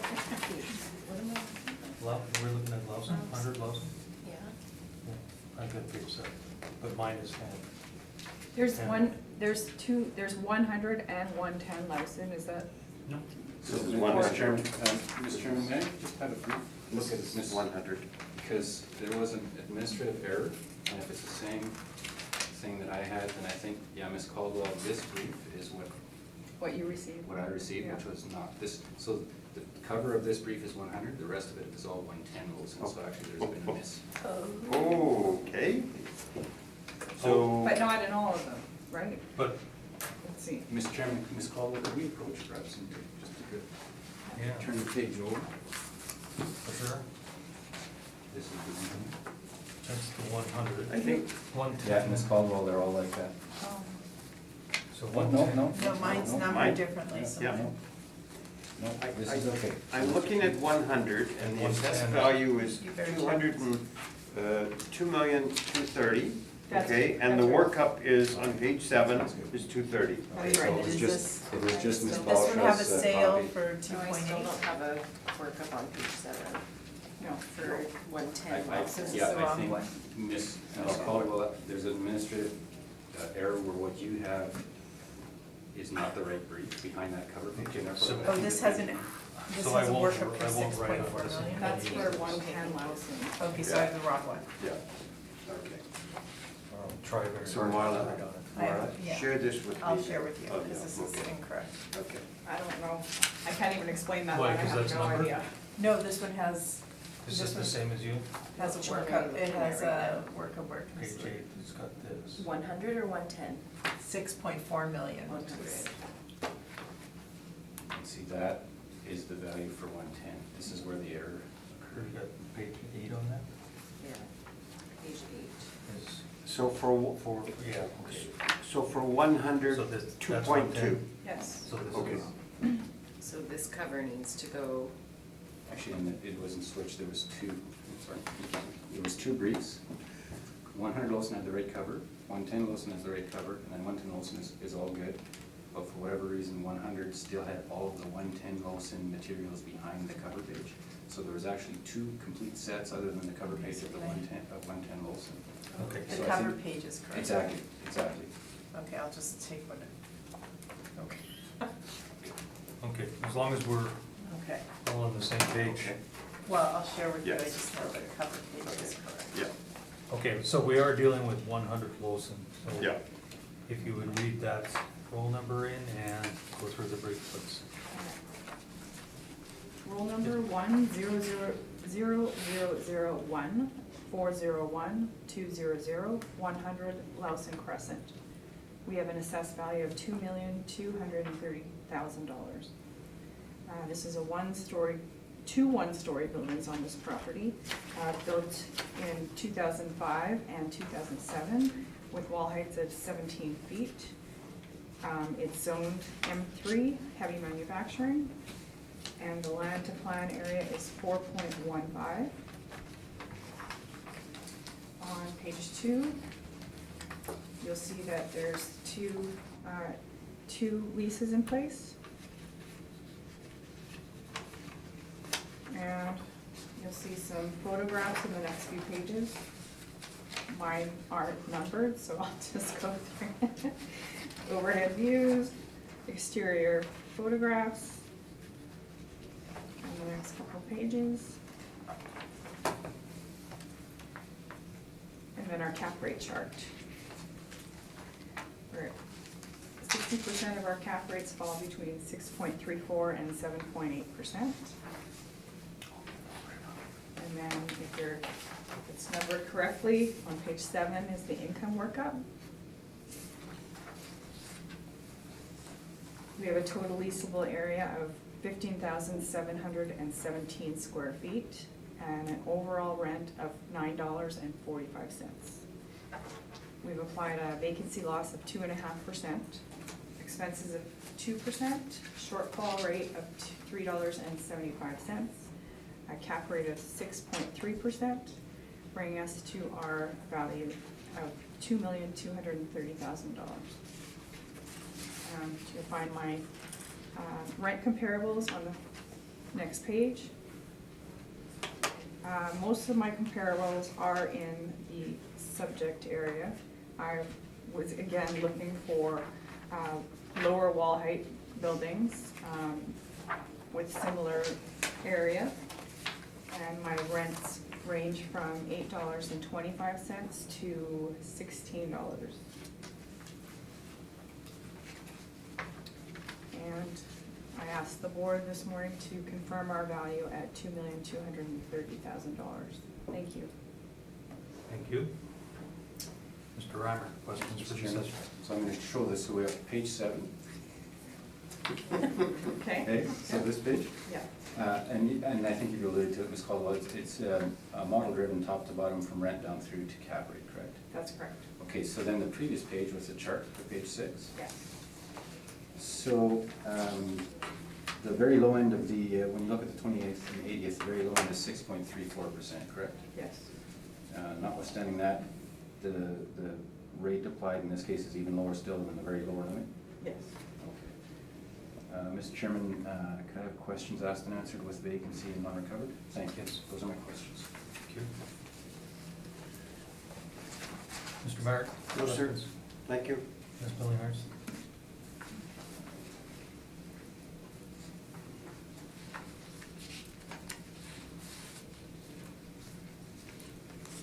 I have no questions. Mr. Reimer? Thank you, Mr. Chairman. So I can distill the issues very succinctly, I believe. So if I could ask the board and Ms. Caldwell to turn to our page 9 initially of our main brief. The request this morning is to reduce the 2020 assessment for the subject to $2,004,000, and as shown on page 9, the issues can be very briefly stated. Market net rent, we're not disputing that. We're applying, however, a 4% vacancy allowance rather than a 2.5% for the reasons we previously identified.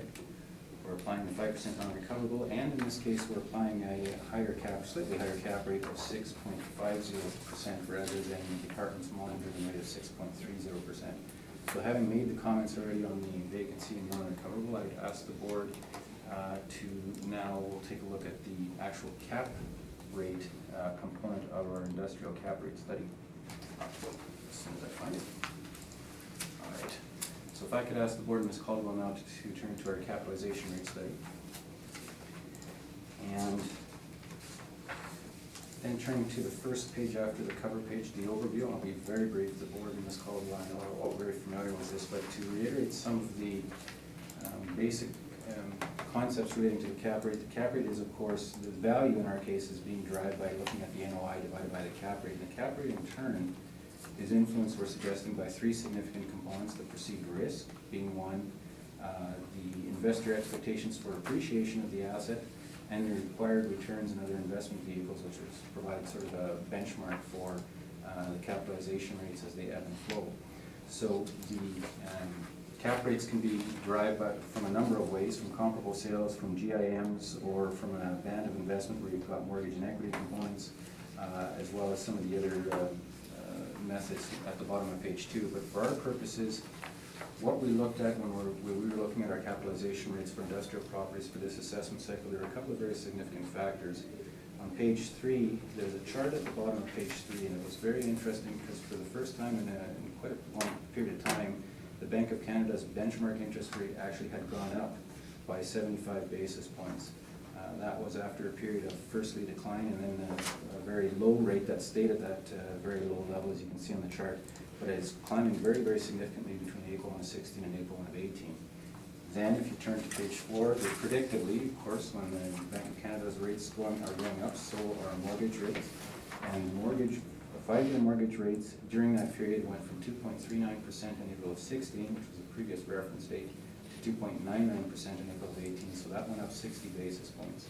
So based on that and that increase in the cost of capital, we're suggesting that's a very, very significant factor, and we're suggesting in this case and in the industrial cases generally that the capitalization rates have certainly not compressed during that time, and in some cases have actually increased.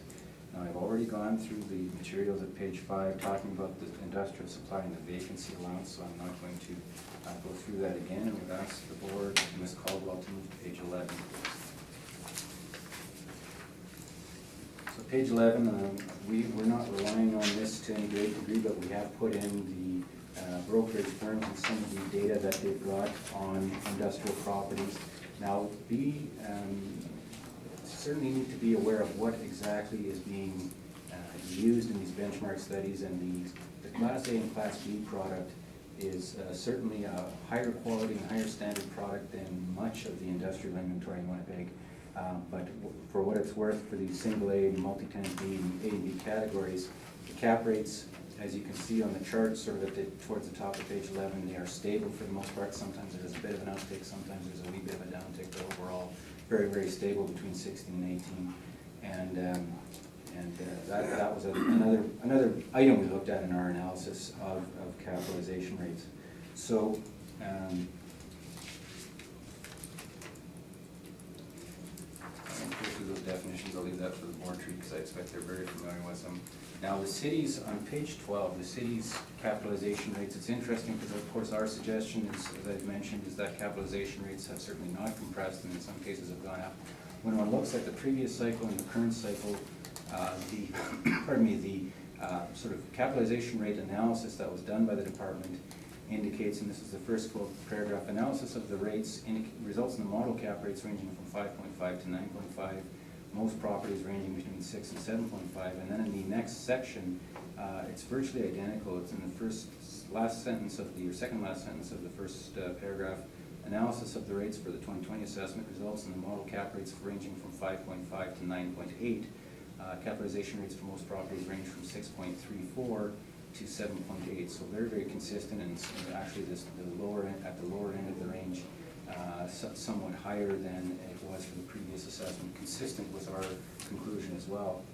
So then moving to page 13, and I'm going to ask the board members, if you recall, I had commentary relating to non-recoverables, and just if one could make a note on the margin of the chart at top, as a reminder that if the board were inclined to not include the 5% non-recoverable, it has a direct impact on these cap rate calculations to the tune of between 36 and 38 basis points, so I'm suggesting no less than 35 or somewhere between 35 and 40 points.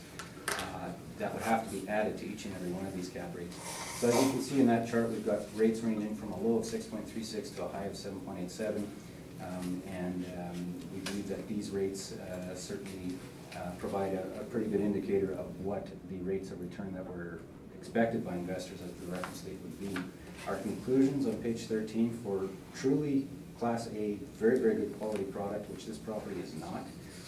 But the Class A product would range from a low of 6.25 to a high of 7 in that range, and the B quality product between 7 and 7.75, and the non-investment grade, which is quite frankly a high proportion of industrial stock in Winnipeg, would be 8+. So then we've got, and I'll leave this with the board to reference, pages 13 through 19 are pictures, photographs of the properties used in our cap rate study. And again, I'm just going to, by way of example on page 20, I mentioned the effect of the 5% on the cap rate calculation. So if one moves to page 20, this is just an example. This is the property on Bay Street. And if you see under the non-recoverable expenses, the application is 7%, and if you see under the vacancy allowance, it's 4%. So we're trying to use that consistent methodology. If one removes the 5% from the non-recoverable, that of course will have the impact of increasing the NOI, and therefore the cap rate would also have to increase. Hence my suggestion that if the 5% isn't allowed, then we would request the upward of between 35 and 40 basis points.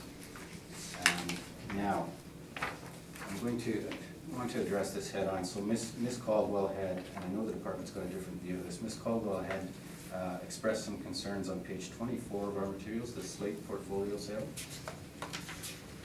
The concern, as I understand it from the department, is that there was two properties, the last two on that list, 2019 and 1950 Sargent, that according to their information had not been included in the slate portfolio sale.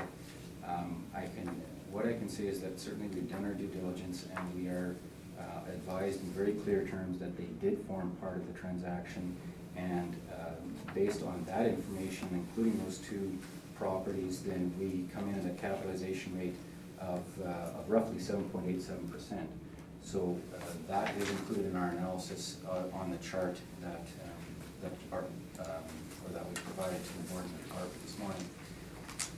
The department, just for the information of the board, the department had validly raised another concern with respect to a sale on Richard Avenue, and we had done our investigations and actually confirmed that the concerns expressed by the department were valid, and we have removed that sale. So our current cap rate study has actually taken out the sale for that particular property based on valid concerns the department's raised. So appreciate those comments, and just again to reinforce we are listening to the concerns, but certainly we've verified through our own investigations that the materials we've applied or used here are fair and accurate. So with that said, then the request is for a value of $2,004,000 for the reasons given. Thank you. Thank you. Ms. Caldwell, questions for the applicant? I don't have questions. I do have some rebuttal evidence for the cap rate. take? Is this something that Mr. Rammer has seen before? No. He may have.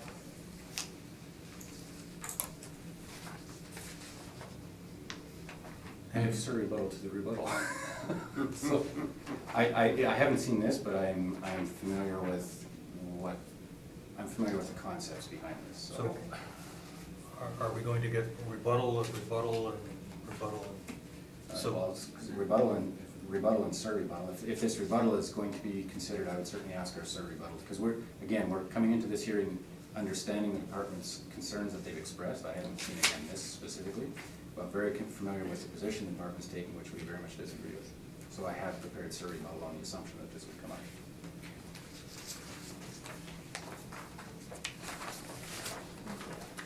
Thank you.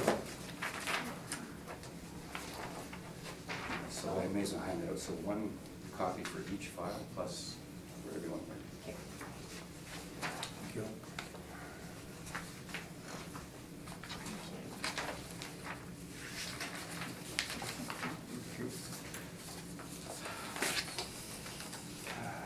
So can we deal with this where the assessor is going to present? Yeah. And then this is going to be your response? Indeed. Okay. Okay, what I've handed out is a page from the Slate Portfolio Office REIT regarding the dispositions of the Manitoba properties. These are audited financial documents, and if you go about 2/3 of the way down to the right, you'll see industrial portfolio. Disposition date of December 21st, 2015, and the number of properties is 12. And this was given to us by Slate Office REIT.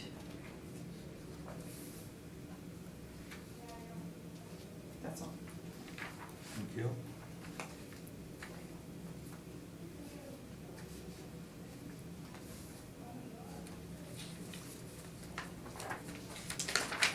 Mr. Reimer? So, if one on our surrebuttal, then if you turn to page 1, so the two properties, recall from our capital study, the two properties that are at the heart of this issue on the Slate portfolio transaction, it's located in our cap rate, are 2019 Sargent and 1950 Sargent. Both of those properties are actually located on land leased from the Winnipeg Airport Authority, and we believe that's why the statement and the 12 properties that are referenced do not include those two. The purchaser that's involved is shown, the printouts from their website is shown on pages 2 onwards. Note that the first two properties or the second two properties on the second page are the two properties that I've referenced, 2019 and 1950 Sargent Avenue. And again, understand fully where Ms. Caldwell and the department's coming from based on this document, but we can tell you because of this lease situation and the way that they had to report things, and based on direct communication with persons, again, intimately knowledgeable with the transaction, those two properties did form part of the portfolio. Weren't reported as such because they are on the Winnipeg Airport Authority lease land, but certainly form part of the valuation of the $47 million. Thank you.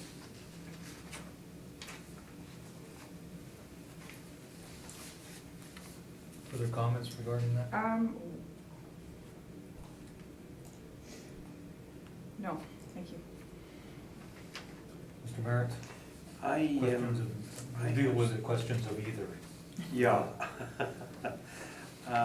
I'm just trying to sort through page 15 in regards to the sales. So it's not headed up, I would imagine that they're, This is labeled 15. yeah. The Oh, handout. okay. Yeah. Got it. The sales that the assessor brought in, I don't see any captions where I would say, like if you look at the Milton Industrial, it is 22,500,000. Is that correct? Like, I'm sorry, I'm not following your question. Right. 22,000. I believe those, I mean, Yeah, Mr. Caldwell, I the, don't wanna speak for you, the but. 000 is missing. Exactly, Yes, it's in the, exactly, it's, so Yeah. you multiply it. But I mean, you know, like, yeah, but where, it normally states somewhere in here, you know, it should state that, that it's 22,500,000. Well, I think this is just a methodology of reporting it in concise Okay. terms. Okay. Yeah. So, but,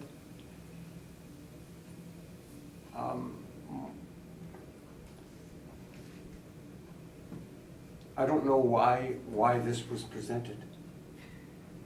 Because in the, I mean, Slate they're, Court- they're resales, okay? Right, yes. Now, where does it say anything in regards to cap rates? it's being used as a cap rate, by Altus, where they report 14 properties in the sale. And what, the information that we're getting from Slate Office REIT is that they only owned 12 of these properties, and again, in the last I couple of see. days, we've reached out to them and they confirmed they did not own the other properties. And we're not disputing that, that's why they had to report it the way they did. It was on leased land, that's the issue. Okay. Then I fully understand that. So, Mr. Reimer, your rebuttal information, is this, Yes. So Narland, And- on page, the yes, first page so of the the properties that you have here? Narland is the purchaser from Slate. Yes. And so Narland's property holdings include the 2 properties on Sargent. Okay. Saying are, in no uncertain terms, are part of the portfolio, but they're located on leased land. They're located On leased land. They're located on land leased from the airport, which is why, as we understand it, why it's being reported. They couldn't report the properties that are So, leased as it's part of not the- land, it's not land and building. Well, it's land lease, but if the reversion of these land leases, the building Yeah. falls to the airport, so. That's right. Okay.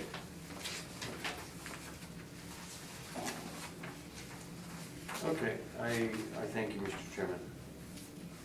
Isabel, I've seen this before. okay. You've So- seen everything, right?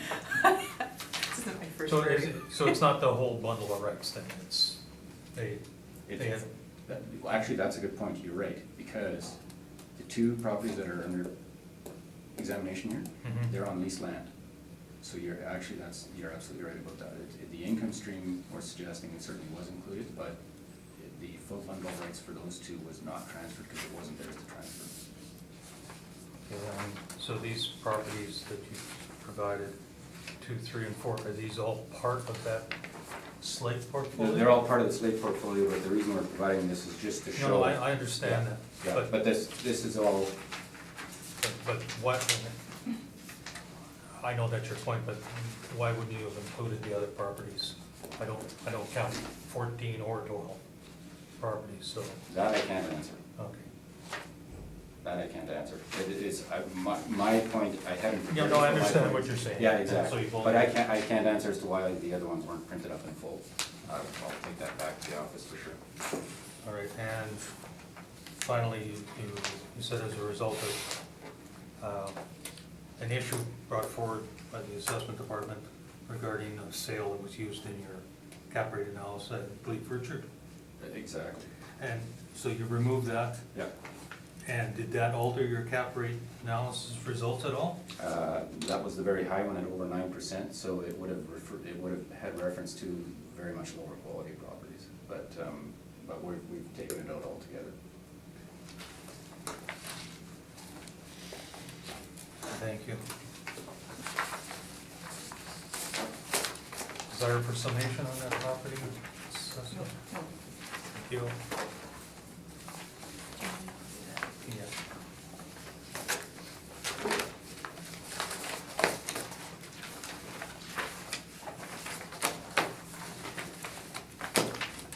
That'll bring us to 2245 McGilvery.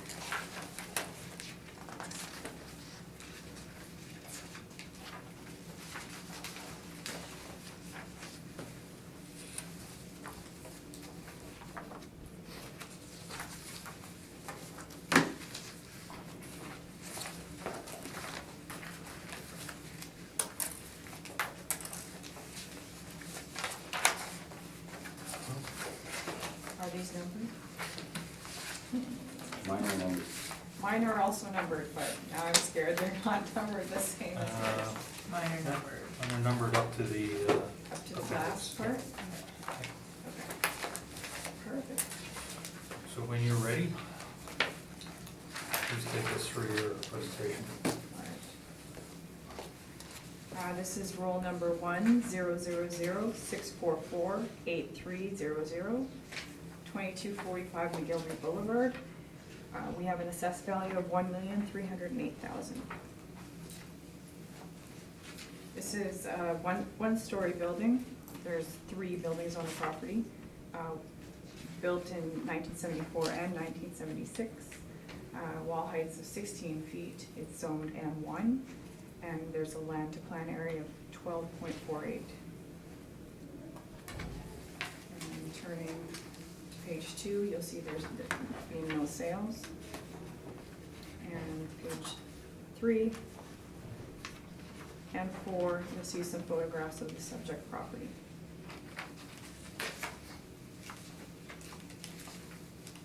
Page 4, you'll see an overhead with their parcel of land, the building's right in front. And a better picture of that on page 5. Page 6, there's some interior photographs. Through to page 9.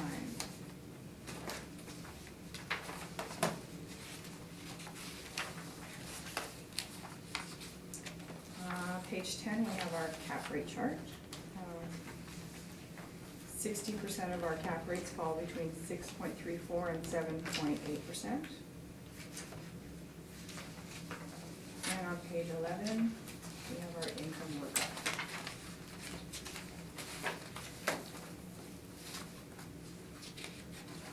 There's a total leasable area of 11,887 square feet, and the overall rent is $6.46. We have a vacancy loss of 2.5%, expenses of 2%, a shortfall rate of $3.75, a cap rate of 6.9%, and we also have an additional land value of $261,000. Bringing us to our value of $1,308,000.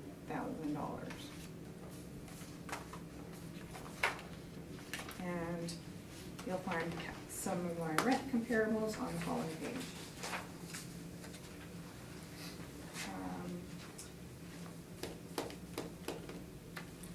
Most of them, I think most of them are in the subject area, or around the subject area.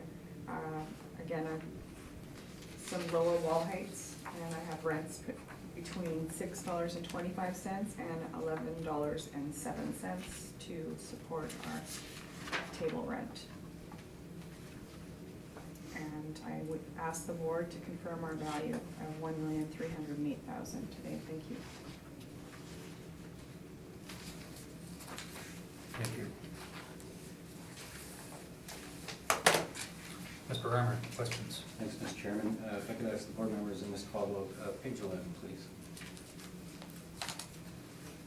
So again, Ms. Caldwell, it's understood this is model-driven parameters top to bottom, including cap rate, correct? Yes. Okay. Now, were you aware, on the top of the page, the third premise, it's premise ID 29257, were you aware that that is bare, unheated cold storage? No, I wasn't. Would that have an impact on the model? Yes. Okay. Thanks, Mr. Chairman, those are my only questions. Thank you. Mr. Meyer?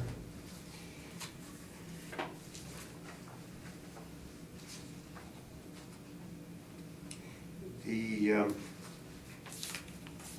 additional land value, what, 261,000, what is that for? Do you know? That's for additional land. However, I cannot tell you the rate or the area of additional land. So the ratio is 12 to 1, I think, 12 to 1, 12.71. So 12. that's in excess? 12 and a half, yes. Okay. What is the normal ratio? Depending on what type of property, Yeah. 4 to 1. Okay.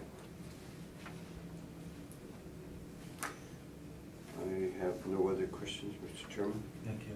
Ms. Building I was Service? just gonna ask about the additional land, but it was covered, thank you. As was I, but looking forward, I see the adjustment's been accepted by the applicant, so it would have been done either on a plant to building ratio over normal or observed developable area. And I'm assuming these land sales that you've included would have formed the basis, so probably somewhere between Yeah. $11 and $20. I think, yeah, I'm not even gonna guess. If it's not being It's contended, within this I range. won't go further on that. It was definitely not at the $20 mark, I think it was more around the $11 mark.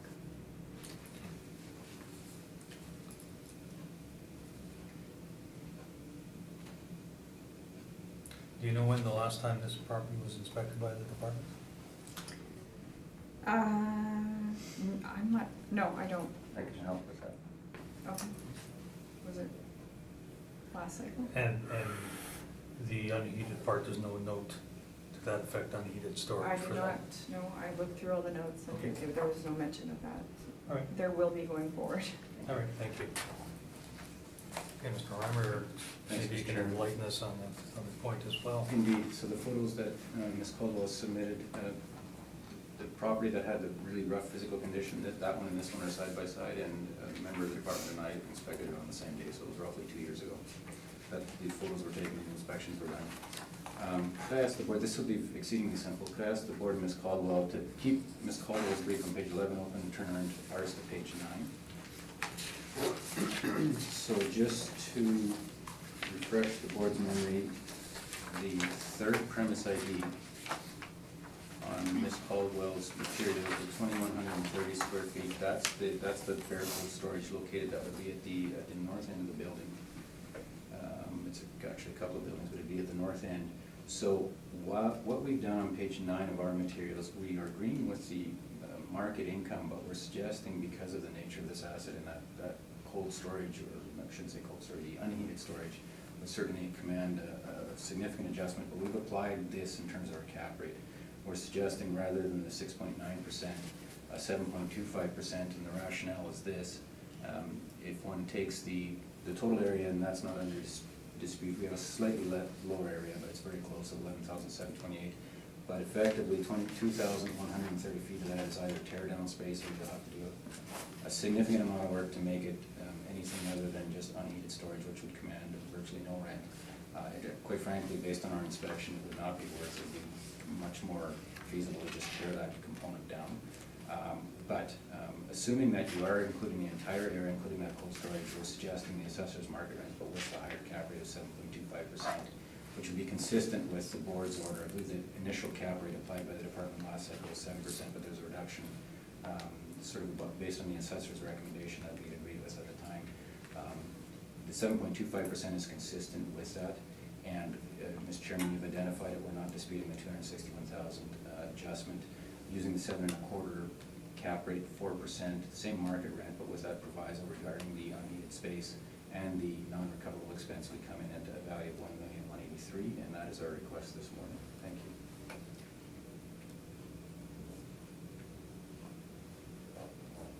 Thank you. Ms. Caldwell, questions for the applicant? No questions. Mr. Merritt? Mr. Reimer, the rationale for the 7.25% cap rate? So a significant component, roughly 20, well, not quite 20%, maybe 17% of the income stream is at a very, very serious risk. Certainly, the department, if you recall from the brief, they've applied $7.40. You're not getting $7.40 for that unheated bare storage. So again, you're left with one of two options: either put significant capital into it to make it capable of generating that kind of rent, or tear it down, or leave it as is and probably get $1 or $1.50, if that, for rent, unheated storage rent. So we've applied the same market rent, but there's a very significant risk to the cap, or to the income stream because of this very, very basic, poor quality space. The other alternative is just to take that 2,130 feet and put a buck on it. It would have the same, virtually the same effect. In fact, I think that might even have a more pronounced effect, but we've just chosen to recognize it in capital. So, in regards to gross rent, you're close to the same at that point? Gross? Well, we are if Yeah. you assume a much higher rate for the bare storage space. So again, we're close, but if you make the assumption that the cap rate would be at sub 7, then my strong suggestion would be you have to adjust the unheated storage rent to something much closer, much more realistic, closer to $1, $1.50. Okay, I thank you. Oh, one other question. You are in agreement with the excess land? Yes, indeed. Okay, thank you. Ms. Billinghurst? No questions.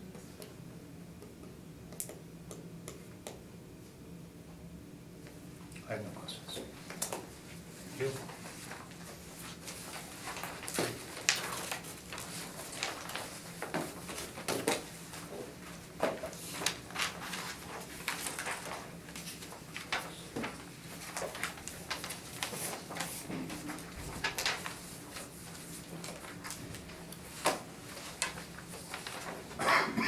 Are these This is 110 Lawson. Is there any concern about the numbers? This one, no, this is good. package is okay?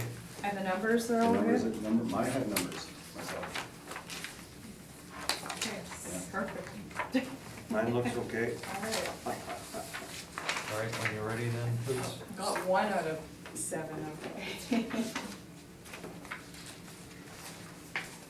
This is rule number 1000140303000, 110 Lowson Crescent. We have an assessed value of $6,485,000. This is a 1-story property with 4 buildings. We have an effective year of 1999, and wall heights from 12 to 26 feet. It's zoned M3, and the land plan area is 3.03. On the following page, you'll see there's some not recent sales. The most recent sale, 2005, with a sale price of $2,800,000. There are leases in this property, however, they are gross leases, so they're not printed on this page. Yeah, they would normally be. Page 3, you'll see some photos through up to page 5.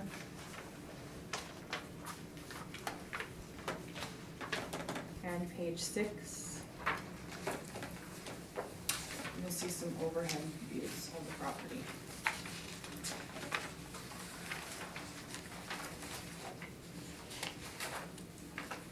On page 7, we have our cap rate chart. 60% of our cap rates fall between 6.34 and 7.8%.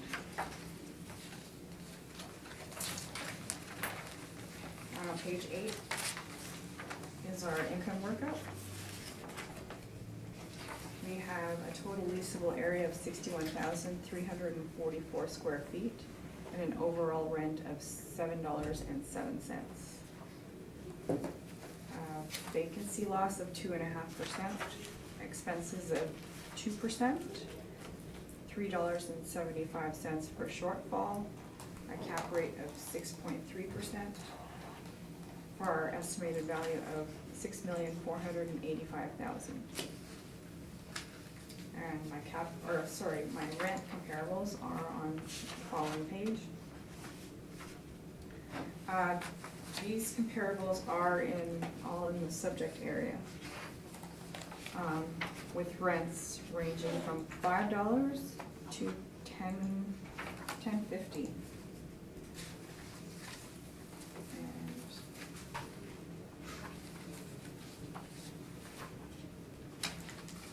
That concludes my presentation. We ask the board to confirm our value at $6,485,000. Thank you. Thank you.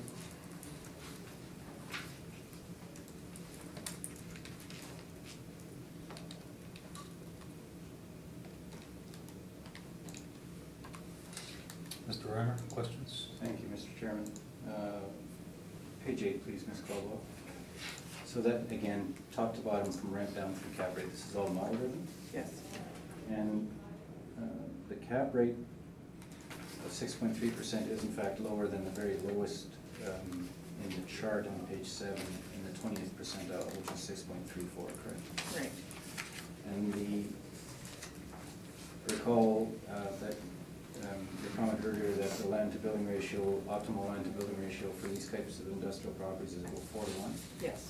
and this one's at 3:1, right? Correct. Thanks, Mr. Chairman, those are my questions. Thank you.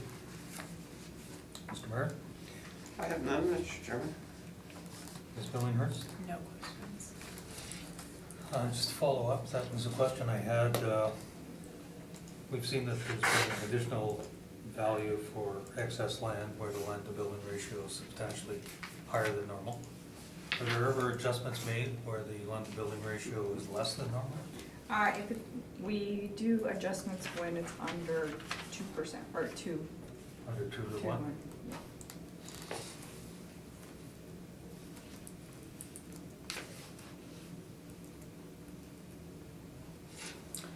And I'm also looking at the photos, the aerial that you supplied us on page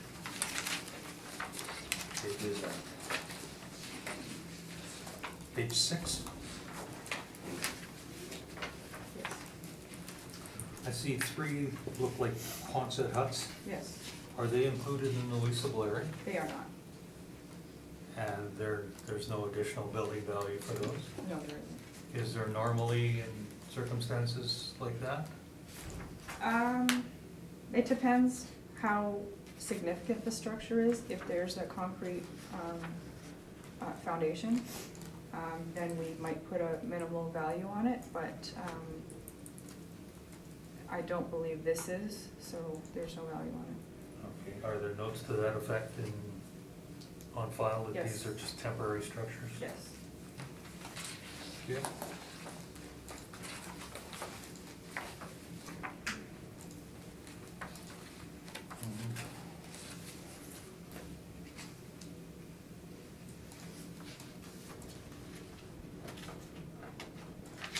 And the 6.3% cap rate, although that falls outside the 20 to 80th percentile, it falls in your range of low to high. Yeah. Is that correct? Yes, it does.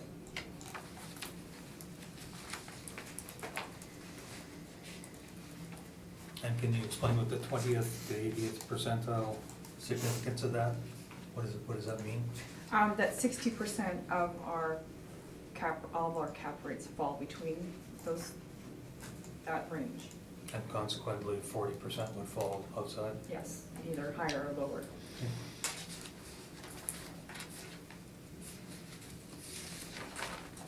And is that a measurement from IAAO standards or something, the 20th to 80th, is that, I just wonder what the significance of that is?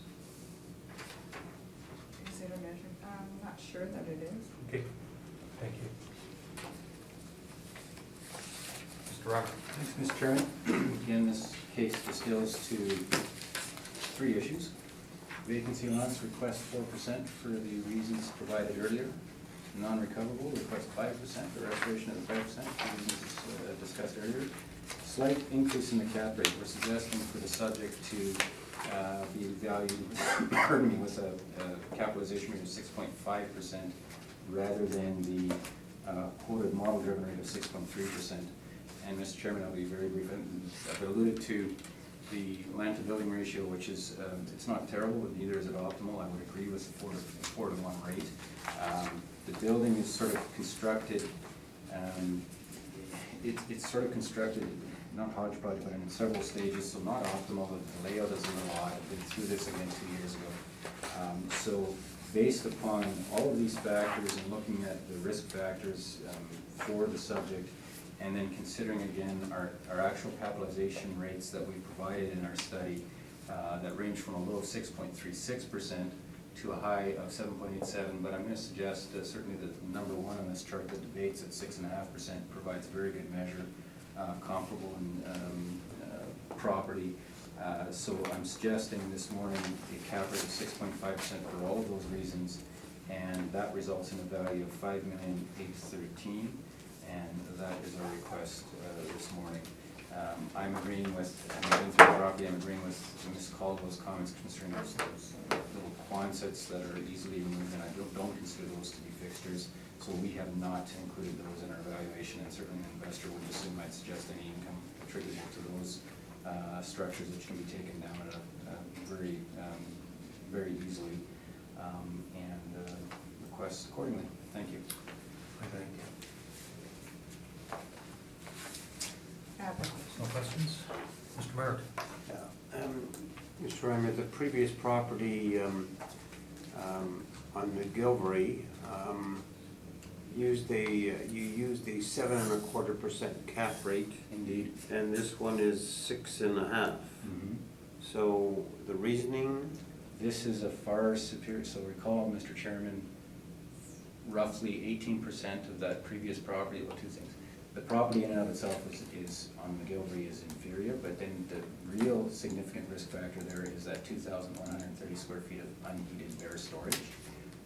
Recall that I was agreeing notionally for the application of the higher market rent, but that would require significant work to actually achieve it, so the risk to the existing income stream there was very elevated. That's why I use a 7.25 there versus all of the area here on our valuation. This is all bona fide, reasonable quality industrial space, so the concern would be less so. And then applying the 6.5%, I had reference to the rates of return indicated by our sales. Certainly thinking that the 6.5% makes sense in this case, hence the difference. so you think this location is probably more superior? The building certainly is, absolutely. The building's certainly very superior, and recall, Mr. Chairman and Mr. Merritt, there's no adjustment for excess land here. It's just the property itself with no adjustments. And I see that your gross incomes are fairly close to the city's figures, so. Well, the potential net income we're agreeing to entirely. Yes. So there's a difference in the vacancy, and again, a difference in the non-recoverable application, 5%. I have no other questions, Mr. Chairman. Thank you. Ms. Billinghurst? I just had a question about the leased area. You, the city were close, but off. Oh, we are too, 400. I- Yeah, a little. I just noticed that too, and And it's the 13,244 versus our 12,803. I mean, at the end of the day, we're agreeing to the rent, but you're right, that is based on a slightly lower area in our case. I mean, if one were inclined to add, I wouldn't object to adding, put it this way, I wouldn't object to taking, I suppose, our average rate of 712 and applying it to the slightly larger area. But at the end of the day, the top line potential net income was, my intent had been just to agree to that, notwithstanding the small difference in area. But indeed, thank you for, I didn't notice that, thanks for pointing that out. That was your only question? Yes. So, are these actual leases in place that? Well, so Univar and Flatlanders, yes, and then Pritchard is a lease on paper. You know, I mean, like a whole co-op, Right. affiliated parties, yeah. Right, but that's how you arrived at your 60,000. Yeah, so we applied to the 45,000, we apply, or 45,100 feet, we applied 685 as a market. Yeah.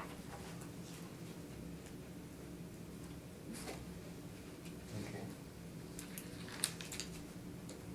Yeah, surprisingly, it's 433, 459. Well, that was It's delivered. yours, and this one is 433, 594. But I know it was So delivered. it's just a little dyslexic. Yeah, we're agreeing, I mean, there was some rounding and such, but to be clear, we're agreeing with the potential net market income that the model had provided in this case. Okay, so once again, it's a question of the vacancy rate, Non-recoverable. non-recoverables. Yeah. We didn't forget the non-recoverable. We know you. Okay, desire for a summation either on this property or all the properties that you've dealt with, Mr. Reimer? Mr. Reimer? Thank you all for your time. Thank you very much. Leave that with us. The orders will come out in due course by registered mail. Thank you both for your presentations today. I'll call 2 o'clock.